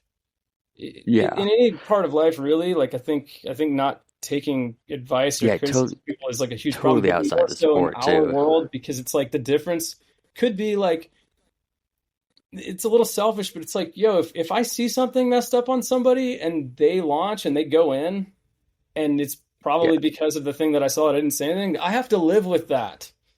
That's on me. It's not, right? But it is. Like they should have Yeah. caught it. It's their freaking problem. But like I think Yeah. personally I would take that to heart and it would crush me if I saw something on somebody's harness or somebody's system that was messed up or they just were acting weird, they were having a bad day. I'm like, yo, dude, maybe you shouldn't fly today. Like, I'm not afraid of saying those things because I don't want to live with the consequences of not and something happening. Um, Right. No, but not I everybody accepts totally that. get that. Yeah. And that's why, like, when it comes to like that safety aspect again, like, sure, you fly with new pilots, people you don't know, but like, I would, or well, at least the most of my flying career, I've flown with people that I know, that I trust, just like the local flock, that small sense of community, Sure. because it's like if I'm always flying with the same people, sure, maybe like progression isn't happening as fast, but at least you have people there who like know your style and know your mannerisms, like what's normal for each of us. So like when you show up to launch, I'll just use the metaphor like being drunk for whatever reason, like that red flag is going to be blatantly obvious because it's like, like this person's never showed up, stumbling ever before. Like, we've flown together for 5, 6 years or whatever. Maybe I should go talk to him. And, we're friends. So it's like, it's not this like, there's like that ego thing's kind of not there. But yeah, that's kind of like how I keep myself safe also is like not trying to fall into groupthink, but like still flying with people that I'm comfortable flying with. Like there's definitely people I run into where I'm like, yeah, I don't want to fly with that person. Either they make reckless decisions that put me into a close call because I had to, make a move that I wasn't comfortable with because of a decision someone else made. Just little things like that. So like, Sure. and like, yeah, flying with you and Tim, like I just don't have to worry about that kind of thing. So, and same with like my local flock back here at home in Idaho. So, um, yeah, it's just like one of those things. Yeah, it's not necessarily you can let your guard down when you're in the air because you're gonna trust that they're gonna see you or something like that. But you have that extra like layer of calmness in your mind that you're not having to like brew on like, all right, where's everyone at? Where's everyone at? And Right. this might be more of a paraglider mindset of thinking like in the third dimension because rarely if what you're not flying speed wings, wingtip to wingtip regularly. So Would love to, but yeah, we've tried a couple times, but I bailed so quick, dude. I was out of there. I'm like, nah, I'm good. You're like 100 feet away from me, and like I'm like, yeah, I'm gonna turn right. I'm gonna get out of here. once you hop on a paraglider, once I can convince you to do one flight, you'll be like, oh, okay, we have the time to like think about this. Like with speed wings, it's like it's happening that fast.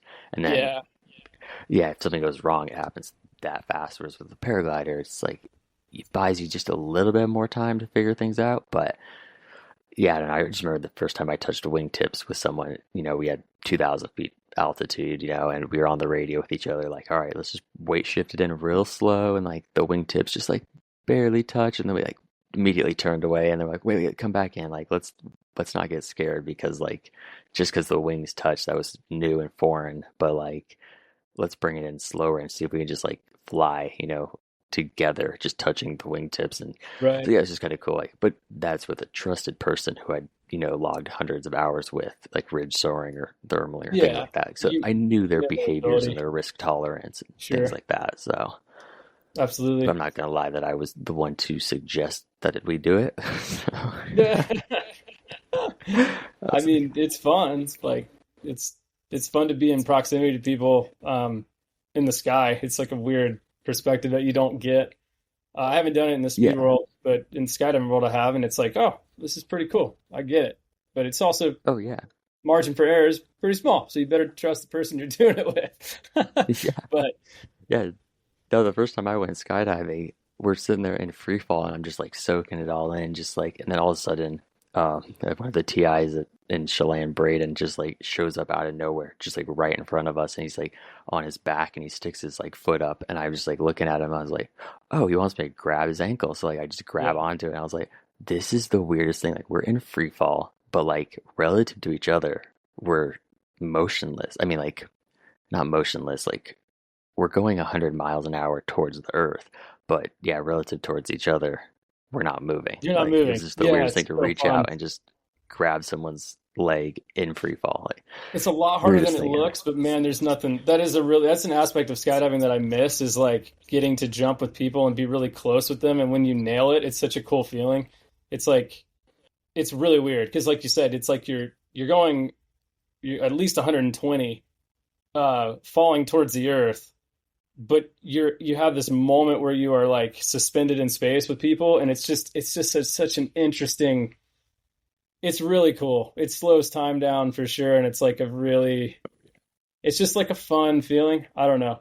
There are aspects of skydiving that I miss, but I think speed flying. I mean, I haven't jumped in a year, and it's because I've been speed flying. Like I can't jump. We go to Chelan all the time. There's a freaking airplane there you can jump out of. Yeah, I no, can dude, do and it. I'm I've brought my rig there so many times, and I've just speed flied, and then I went home.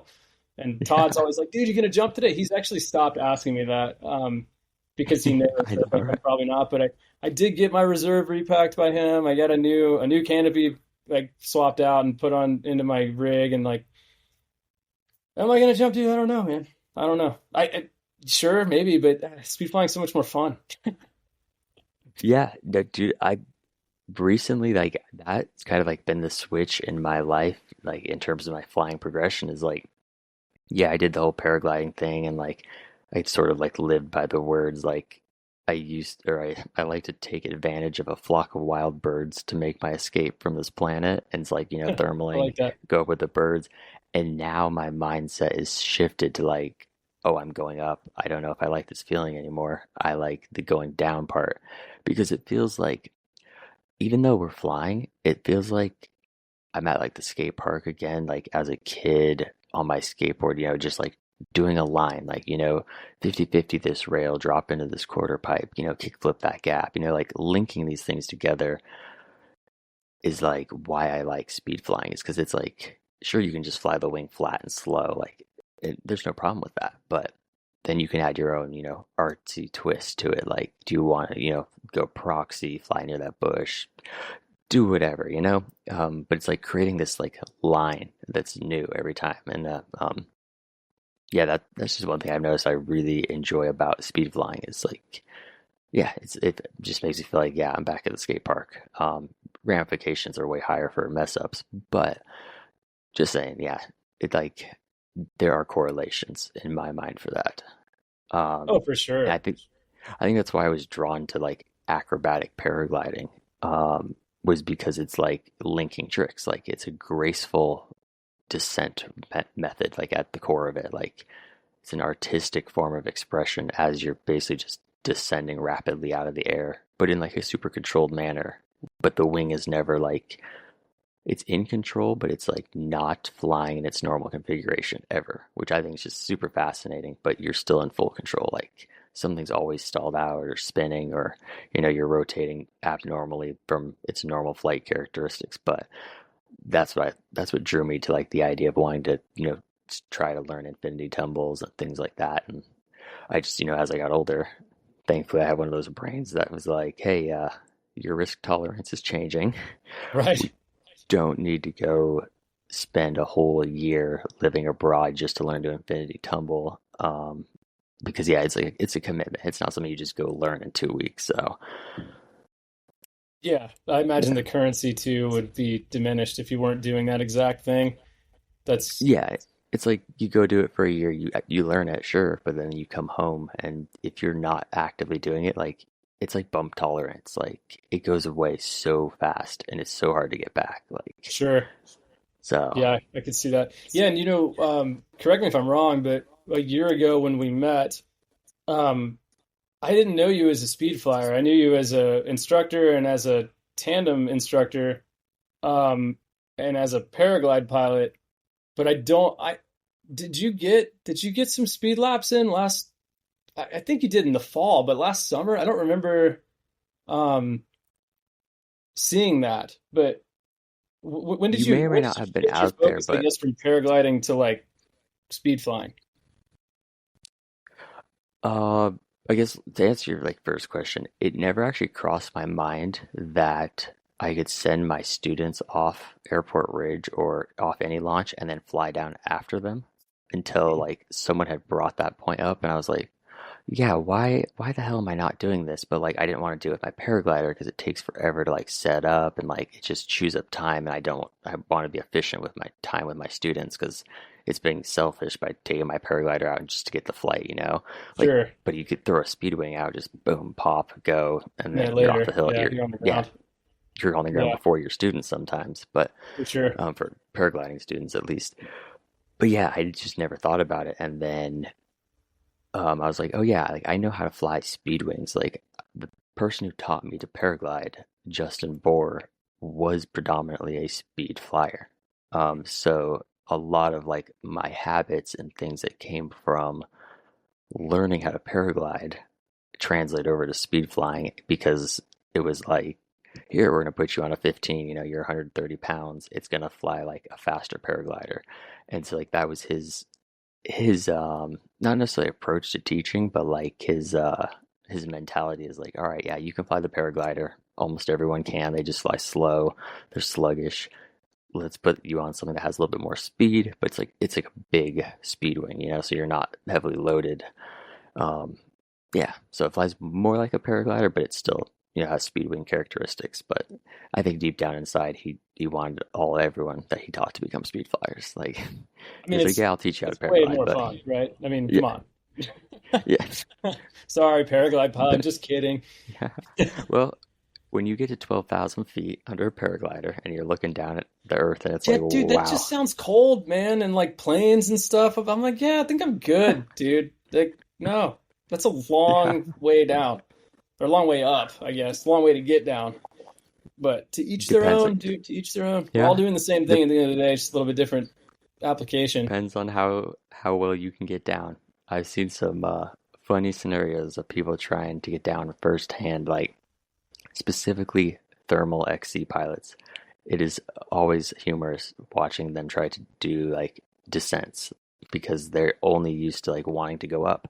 So they're turning up, and if there's something that's going on in the air and they need to get out of the air, it's just like they go to the default, go to big ears, put on speed bar, you know, weight shift to like a light bank angle.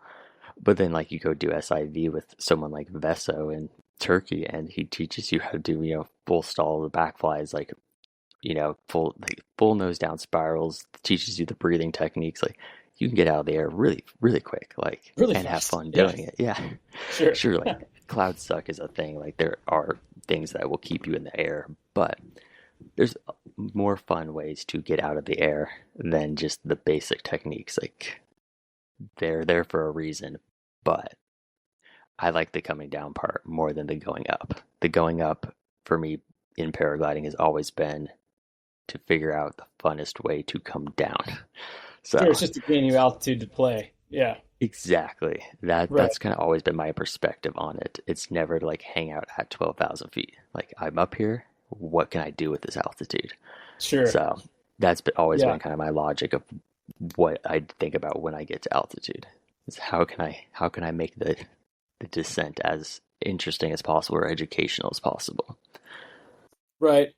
You know, it's interesting to witness in real time like the stigma or maybe the the general opinion of speed flyers in regards to paraglide pilots shift because I've I've met some older pilots, like people that like kind of pioneered like hang gliding, right? Like I work with this guy um, in the winter that you know was a test pilot for hang gliding, and he was talking about like not in the, he's a very humble man, but he was talking about how many hours he has versus how many landings he has.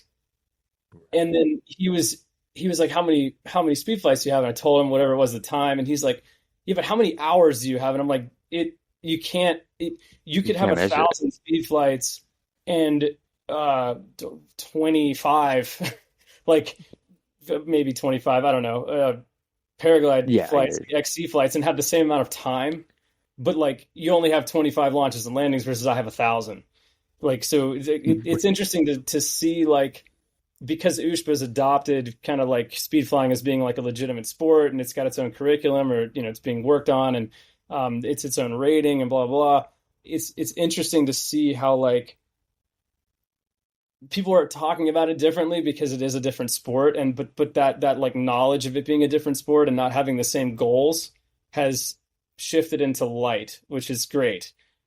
Because I found that to be so odd. I was like, yeah, I don't have 1,000 hours under a speed wing, but I have a freaking whatever number of speed flights. Like those launches and landing count. You know what I mean?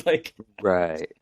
Like just Yeah, because it's whereas a minute to the ground doesn't mean that I'm not like capable.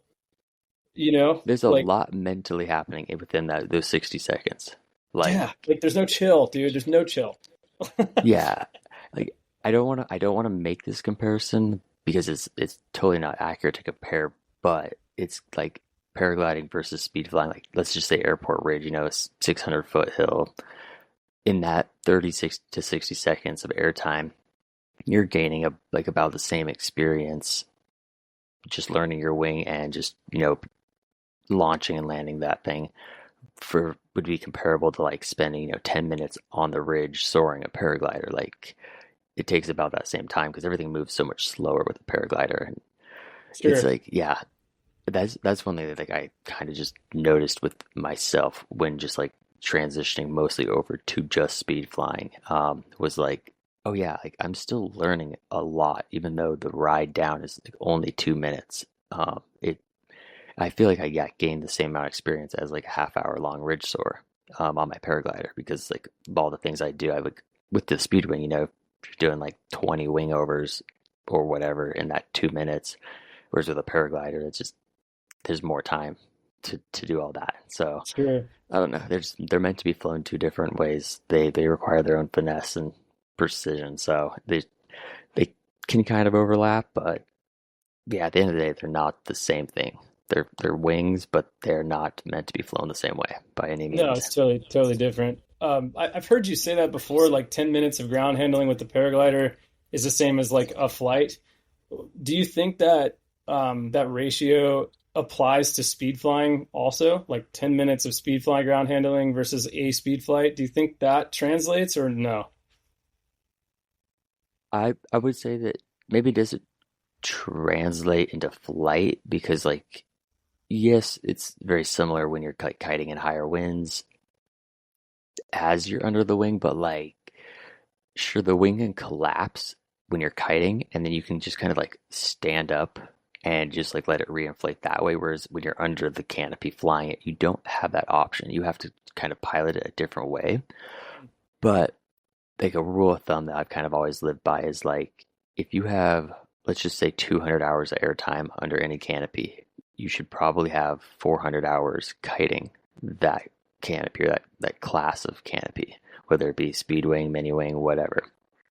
Like that's just kind of the rule of thumb that I've been told by my mentors and instructors. It's like through my P2 all the way up until now. It's like it's just something that I live with is yeah, I like you that. should be getting that much kiting, double kiting for your airtime or you're underneath the canopy. Yeah, I'm with you. I'm trying to figure out how to rate a speed flight in terms of like time.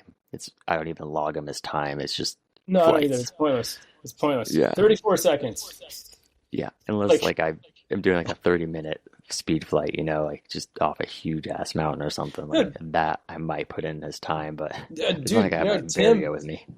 Tim Dude, flew Mount Eleanor, off Mount Eleanor the other day, dude. So it's huge. 54 or 5600 vert, and it's like 10 miles from the launch to where you land, which is like a freaking boat ramp surrounded by trees. It's like completely absurd, but it Yeah. works. His flight was like 3.5 minutes long, and he was flying a 19-meter low key too. He's probably all of weight's like 200 pounds, so light, a pretty light wing load for 19-meter. Like I don't know what that is, like 1.4 maybe. My math on square meters and square kilogram per meter. What, I don't know, dude. I You chat have to convert it GPT, to dude. I don't feet. know, but Yeah, my convert the point is meters like to feet. that's a huge flight, like huge, like Yeah, absurdly long and tall flight with like a mandatory ridge you have to fly over. Like you got to stay high. So, and it was like 3.5 minutes. Like I watched the whole video. It was maybe 4 minutes. But my point is like calculate keeping track of time is like I keep track of ground handling time because that's different, but like keeping track of like flight time is just it's a metric I don't care about because to me it's not necessary like at all. I mean, right. totally different obviously than paragliding because it's all about time, I mean, because if it wasn't, there'd be like dudes with 100 flights that have a ton of experience, but they're like, oh, I have 100 flights versus being like, I have 600 hours, like Right. it's it's totally different. It's the same thing with aviation, right? Like they don't keep track of number. They do keep track of number of flights inadvertently, but really what they're keeping track of is hours because you are physically doing a thing for that amount of time versus like shrinking Yeah. it down to like a number like 1 to 100, whatever. So Yeah. different approach. But And like when I log my, I have to use paragliding as an example because I don't log flight time or minutes for the speed wings, but it's like I log my flights. Let's say I had an hour flight.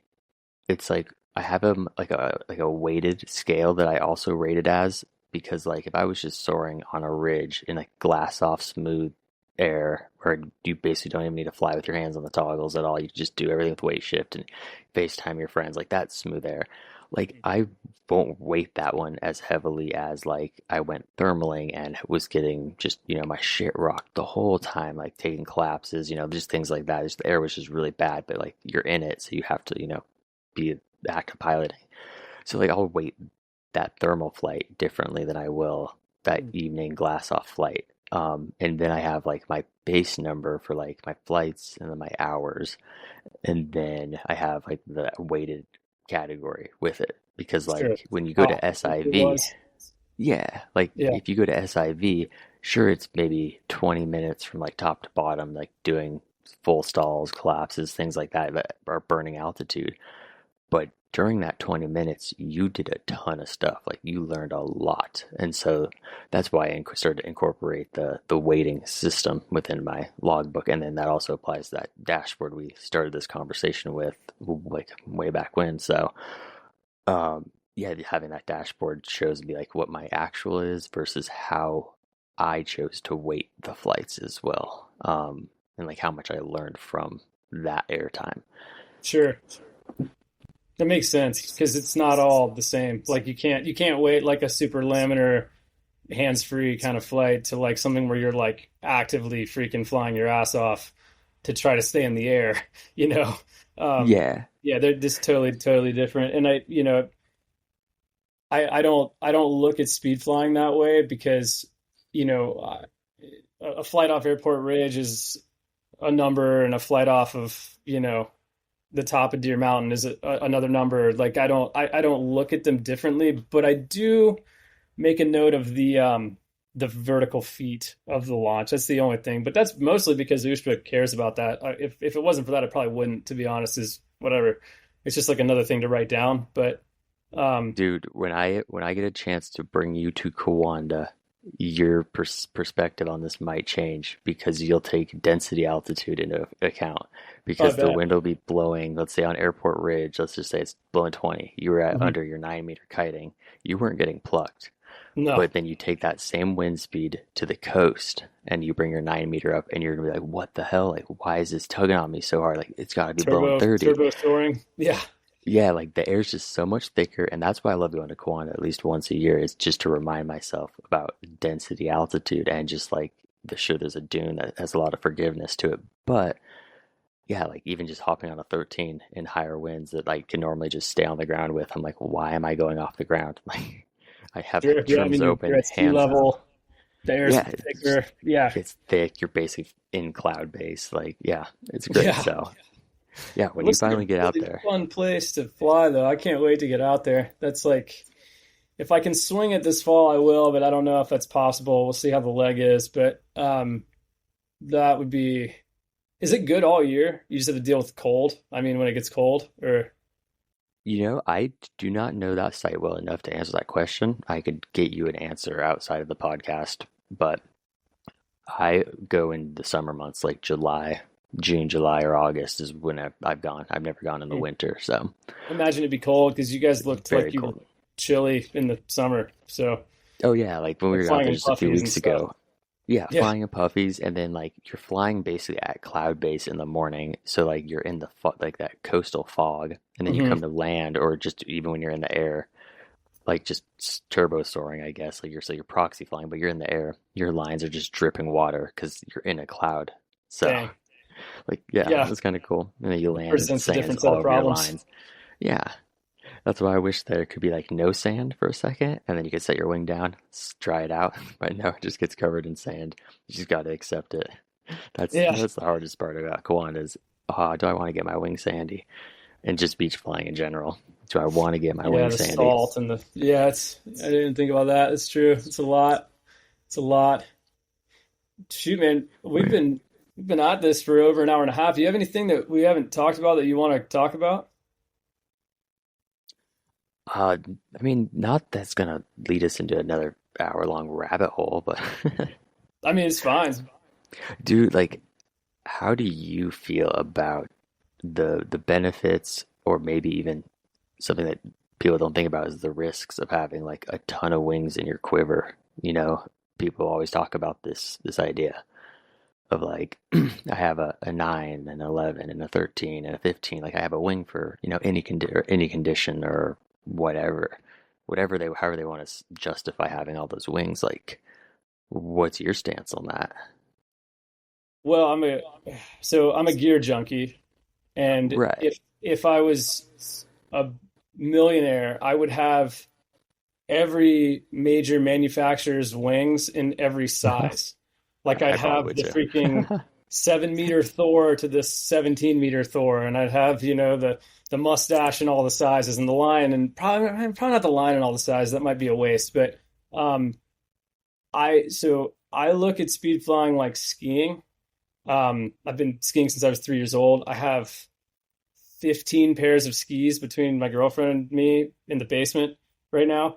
Um, because there is a specific ski for the conditions on a given day, right? So, like a fat ski, you're not going to want to ski on like a really hard packed icy day because it's going to suck.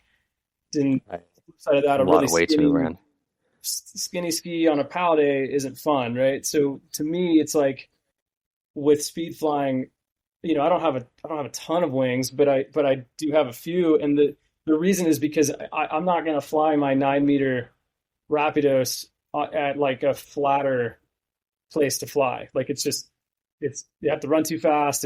You're too low to the ground. Flying too fast is too dangerous. So I've got an Apis RS 16-meter wing that scares the crap out of me, but like I know I can launch that in like pretty flat terrain and fly Right. relatively slow. Relatively, it's still kind of a fast wing, surprisingly.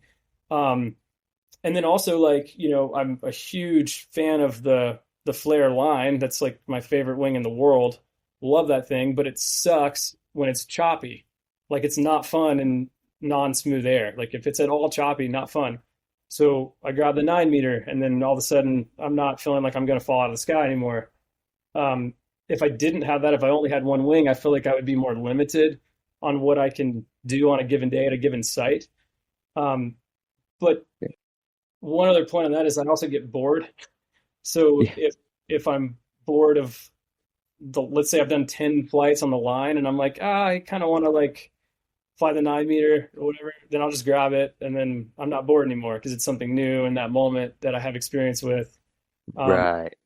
I'm glad so you that said that experience with, like, yes, you could have a ton of wings and that's cool. and they're good for different conditions. But if you don't know how to fly them, then yeah, they could be a big hazard. Like I've heard people buying like the mustaches because they're like, I want something that could be for super high winds, but they don't know how to fly a parakeet. They're just used to ram air gliders. Totally different beast. So Dude, totally different. 100%. It's not the same sport. It's totally different. yeah, I agree. Yeah, and and that's a good thing to bring up too. Is like when I am making these switches from like the line to a 9 meter Rapidos, um, similar velocity. Like my 13 meter line flies about 60 hands up with no, with not a lot of like wind. The nine right. meter flies about 60 with the trim let out. Flying. It feels faster because it's more responsive. My first couple of flights back on any wing, I'm taking it easy. I'm feeling it out. I'm remembering its characteristics because they are so different. Even like I have a 10 meter fizz. Uh, Flying that thing, I only flew it a couple times this fall or this spring. I did a little bit of speed riding and then ground launched it or foot launched it a couple times.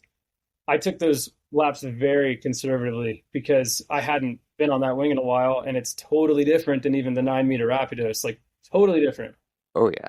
So keeping that in mind if you do have a lot of wings and you are switching wings around, like taking it easy in your first couple laps to get the feel for it again. Oh yeah, Um, for sure. and then starting to have more fun, whatever. But yeah, you're right in that like you have to be current on a wing to, to be able to like really use it in a responsible way. But um, if you're not current, you just get current by using it, right? So Yeah. where That do you I couldn't stand agree on more. that? Personally, I like to bond with one wing. Um, Hmm. and like I'll just use the example that we talked about in this episode here is like you saw me on the Dragonfly nonstop. Even though I had flown smaller wings before that, I was definitely not current with it. Like there's no way you were going to get me on a 9 meter, even though I'd flown a 9 meter in the past. I just wasn't current with it.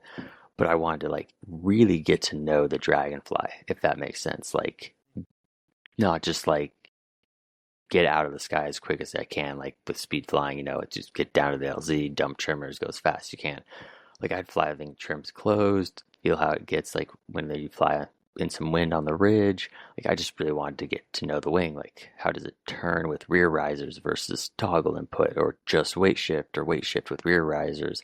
Just like I know it's just like that beginner wing, but like just getting to know it gives you like so much more confidence in it. And for me, like I'm one of those people who like when I learn something, it's it's hard to like forget. Like that muscle memory stays for a long time.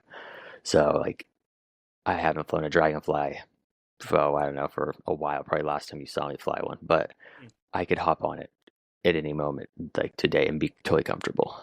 Right, because Because I've you flown it spend a lot so of much. time. Yeah, Yeah, and that's like when hopping on the 11 meter, like not the recommended course is to go from a 16 straight to an 11. But since I have a speed flying background and some experience with it prior to this, now that I'm on the 11, that's all I want to fly because I need to bond with that wing. And I'm learning now that there's a lot more bonding to be had with the 11 and a lot more respect that I need to show this wing than the 16. Like you just mash the brakes on the 16, it's just a mushy wing. Like it has a lot of passive safety, whereas you do not want to do that stuff with the 11. It's not that I'm trying that stuff, but it's just like the first flight, it told me like almost everything that I needed to know what not to do now. Like you did sure. this with the Dragonfly, do not do this with the 11. And the 11 Mirage just told me that as soon as I was under it. I was like, yep, I just weight shifted. I flexed a butt cheek and we are turning to the right.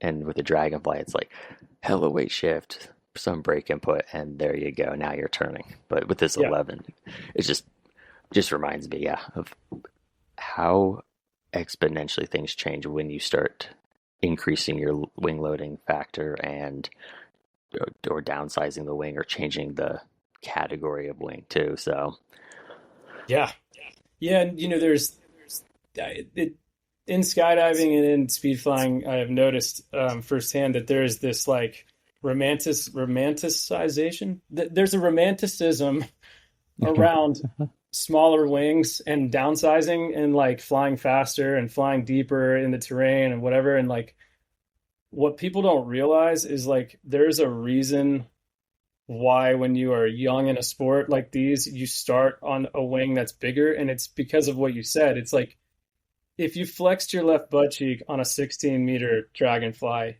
you're not going to do an instantaneous diving turn. Like Right. when It has you're that on something, forgiveness, the right, time. there's a buffer.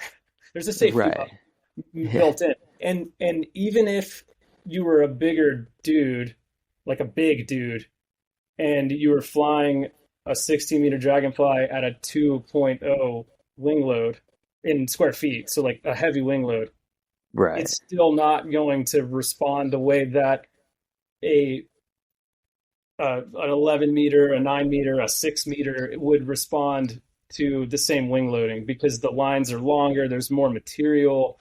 It's going to be more responsive than a zero point 0.8 wing load on the same wing, but it's not going to be as responsive as something smaller with, you know, less aspect ratio and or more aspect ratio, whatever, and shorter lines. So, Yeah. you know, but you're not a student and you still chose to fly a 16-meter dragonfly for as long as you did, which I respect, especially I because think a I lot put of like people that you teach are 200 flying. flights on that thing.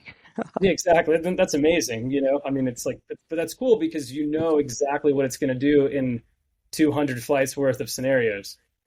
Right. But like also that's what was fun for me. Like that was enjoyable. Like I did not need to be like flying proxy. It was just like I'm under a smaller wing. It just kind of to me it felt like a smaller paraglider, even though it's not a paraglider or a mini wing. It it behaves more like a mini wing than it does a speed wing. But yeah, it's just like that's you don't have to be doing barrel rolls. That's totally optional. You don't have to be going proxy and getting in the cracks in the earth and putting all these like, high risk factors like stacking them on top of each other. Like I just like to be under a canopy and it was just cool being under a smaller canopy than my paraglider that flew similarly to my paraglider. Because yeah, the wing loading was like nothing for me, like zero point 0.5 or something, something super ridiculously low. Sure.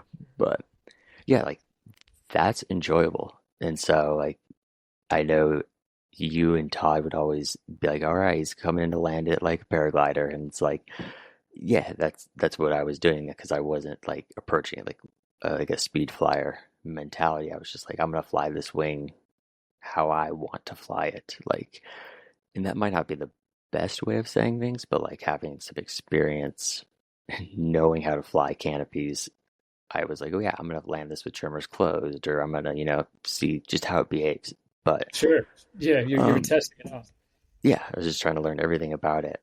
But yeah, that's just kind of like how my mind works. Like I don't need to be doing barrel rolls or anything like that. Like totally optional, proxy optional, like all those things. It's just like you're flying. Like, is that not cool enough? Like, It is. Yeah, I agree. so I mean, dude, I haven't done a barrel roll. I haven't even thought about doing one. I've done like a few 360s and that's it. Like I really don't have a huge interest in it yet. Will I ever? I don't know. But that's what people see on YouTube and then Instagram, and that's what they think is cool. But to me, I'm like, meh, like it'd be yeah, cool to have the ability to do it from the standpoint of like I'm in complete command of this wing in any configuration or like, you know, maneuver. Like that's the only thing that would excite me about doing barrel rolls is like I can do them. I just choose not to versus like I haven't done one, so I don't really know. I mean, people do it all the time. It can't be that hard. It's possible. It's not like we're doing something that's never been done before. It's just right, to me, it's not like the direction I've been going in, I guess. As if yeah, doing barrel rolls is a direction. I don't know, but maybe someday. I- yeah. I would say it's just one of those aspects of the sport that is available to you if you wish to go that route. But it's just like acrobatics and paragliding. Like, it's not a necessity to be a paraglider to learn how to do all of the acrobatic maneuvers and things like that. Like it's just Sure. a subset of Yeah. flying. And so It's that's what I really wanted to highlight with just me being on the Dragonfly 16 meter, super lightly loaded. It's just like there's fun to be had when there's no speed, even though it's a speed wing. Like it's not necessarily all about the speed. It's just what they call those wings. So yeah, honestly, that's something that I miss about flying a little bit bigger and slower wing is like it might only elongate the time of a flight by like 10 or 20 seconds, but that 10 or 20 seconds you can do a lot. And there's something right, that I've noticed, especially on the ridge with the line or with the 9 meter Rapidos, is like I'm launching and I'm pretty much full on in the terrain having fun for like 2 or 3 turns, and then I'm setting up and landing and swooping. Like versus right, on that 11 meter that you're on, I could like keep the trim closed, do a bunch of wing overs, and then open them, do more turns, and then turn and swoop. Like it gives you more time.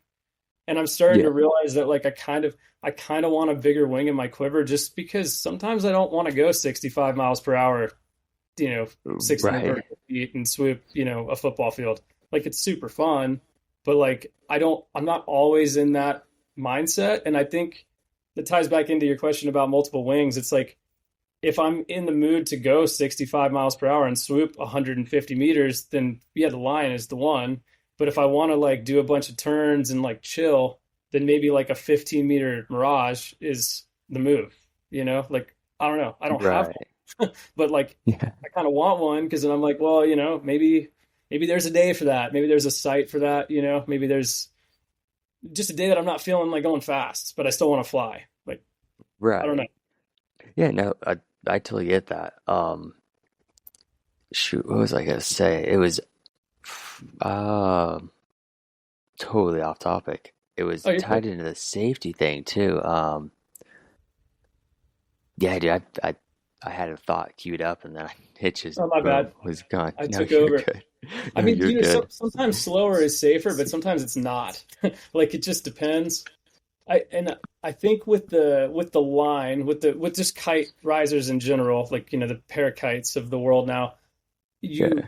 there's so much range in that wing. Like I can get an 8-to-1 glide ratio at best glide with that wing without being anywhere near stall speed. Like Right. I'm still cruising, or I could have a freaking 2-to-1 if I put my hands all the way up. It might be a 3-to-1, but either way, that wing has so much like diversity in and just range and like in the not stall speeds, that you can fly it conservatively or really aggressively.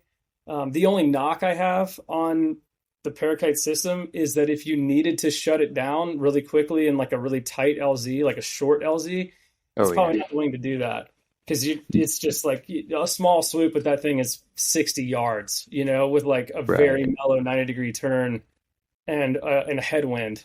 Like I cannot shut it down any faster than that. It's impossible, Yeah. So I think there's a time and place, but there's also a time and place for a bigger, you know, slower, more docile wing too. It's just, it depends on the site and the conditions and what you want to do, I guess. Yeah, yeah, that brings up a really good point. Like just be bond I guess bonding is the word I use with the 11 meter that you sold me, I've been learning that like yeah, if I want to crank like a hard 90 with trimmers open into the LZ, yeah, I can swoop it. I can, cover some ground, come in with some speed, a lot more flare authority and energy, or I can leave trimmers closed or have them open and just come in at just like a really flat, just slow pace and just kind of set it down. Sure, the landing's going to be a little bit harder, but like Sure. you could put it in that tight LZ. And it's funny that I actually had to do that the other day, flying at a site here. I was just, looking at the deer on the mountains and like not necessarily trying to fly proxy, but like that's just kind of how the 11's glide was relative to the terrain. But yeah, then I get out there and I look at where the LZ's at and I look at where I'm at. I'm like, oh crap. Like, where's my contingency? Where's my out? Because I don't know if I'm making the LZ. So, trimmers are in and I'm just like floating now, like trying to buy time to figure out, can I make it to my LZ or do I need to, take option B?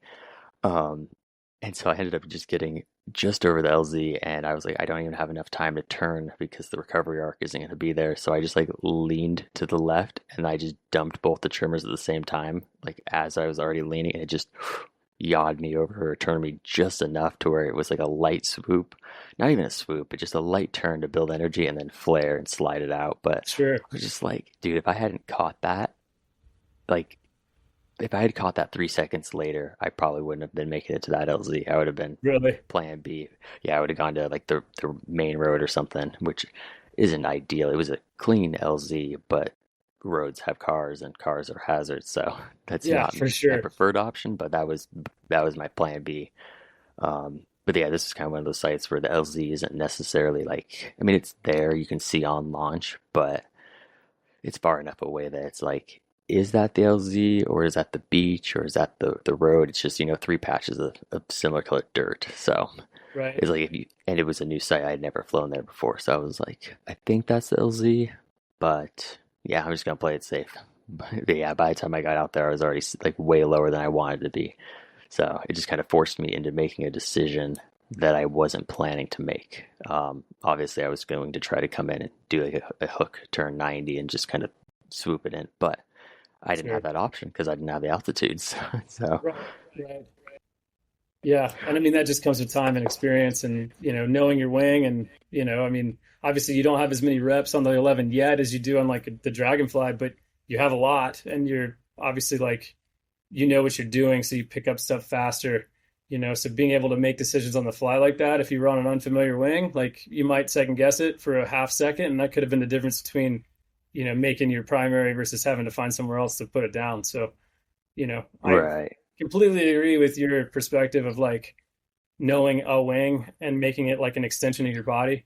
I Oh, think I'm a yeah. little too ADHD to just fly one, but I mean, at the same time, like I see the value in that for sure. I think it's just multiple ways to skin a cat, I guess. Yeah. So, like, if you gave me a 9 meter through a 15 of the same, like, swing Mirage line that I have right now, I am the type of person that it's not that I'm going to grab the wrong wing by accident. I'm going to intentionally grab the meterage wing that I want. But what I know about myself, and this is just part of being a pilot, is I know that I will forget the glide ratio. So, like, Hmm. I'll go to launch it thinking, okay, I can make it off of this slope, and I'll won't be able to, or I'll be on too big of a wing, and it just will be like such a lackluster hike and fly because I'm just like on the 15, just boating away from the terrain. Like, damn, Yeah. this is like I should just brought a paraglider. Yeah. Um, but yeah, I just like I like to just know exactly what I'm under, like that whole forming a relationship. And like I feel like I'm getting there with this one specific 11 meter because another 11 meter is going to be a different story. But Sure.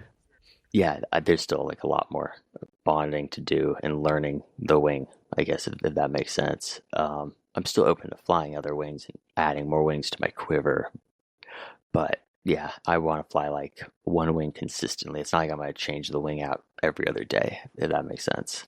Right. And Uh, that's totally fair. I mean, you know, it's just it's nice to have multiple, but if you don't, it's nice to know the one that you have. I think like right.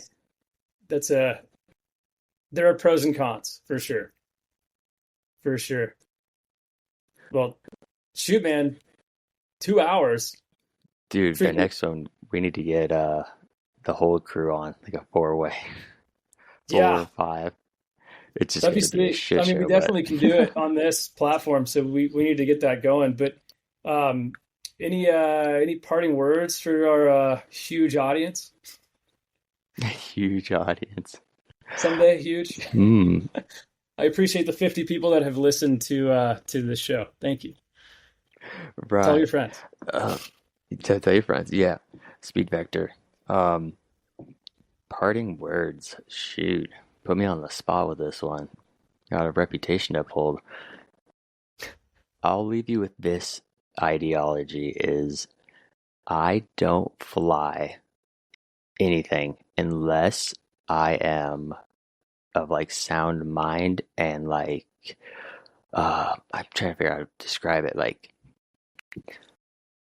I don't go out flying. Like if I'm gonna go out flying tomorrow, I'm gonna be thinking about tonight, get prepared tonight, both, with the gear and mentally that I'm going out flying tomorrow. There's like never a day where I just like go flying on a whim, if that makes sense. Like maybe like paragliding if someone hits me up, but like I don't go last second. Like I just don't do that. And it's just part of like this safety check system that I have put in place for myself. It's not like this rigid rule that like I live like force myself to live by. It's just how I naturally behave and approach the sport, because just in the past when I was learning, anything that was done at a moment's notice, there's room for error. So if I'm not prepared physically, mentally, and have all my gear ready, then when I'm on launch, I'm not 1000% confident that everything is perfect. So Sure. And that's like a lot of it has to do with like the head game too. Like it's not that like, I mean, yeah, you get nervous when you fly, but it's at the point where it's like that is not the most glaring or the biggest thing that's going on.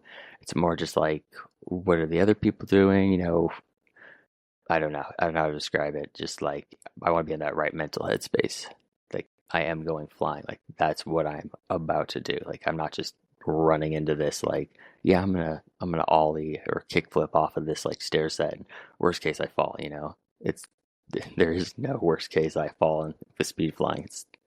That's just not the option to go with. So I like that. Yeah, it's strong. Yeah. Super strong.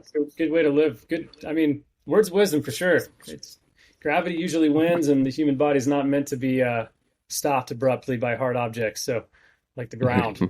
So, I like that. Where can people find you if they want like coaching, or if they want like to get instructed by you, or just to like say what's up and whatever? Oh yeah.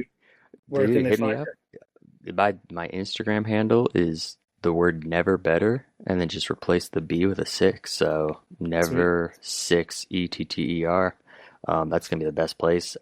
I don't post too much, but if you need to get a hold of me, or you want coaching or something, or instruction, or just to know about local flying sites, or hey, maybe you got an instructor who you've got questions about, I can always provide what information I know. So I'm more than happy to do so. And like I tell my students, a student of mine is a student for life. So yeah.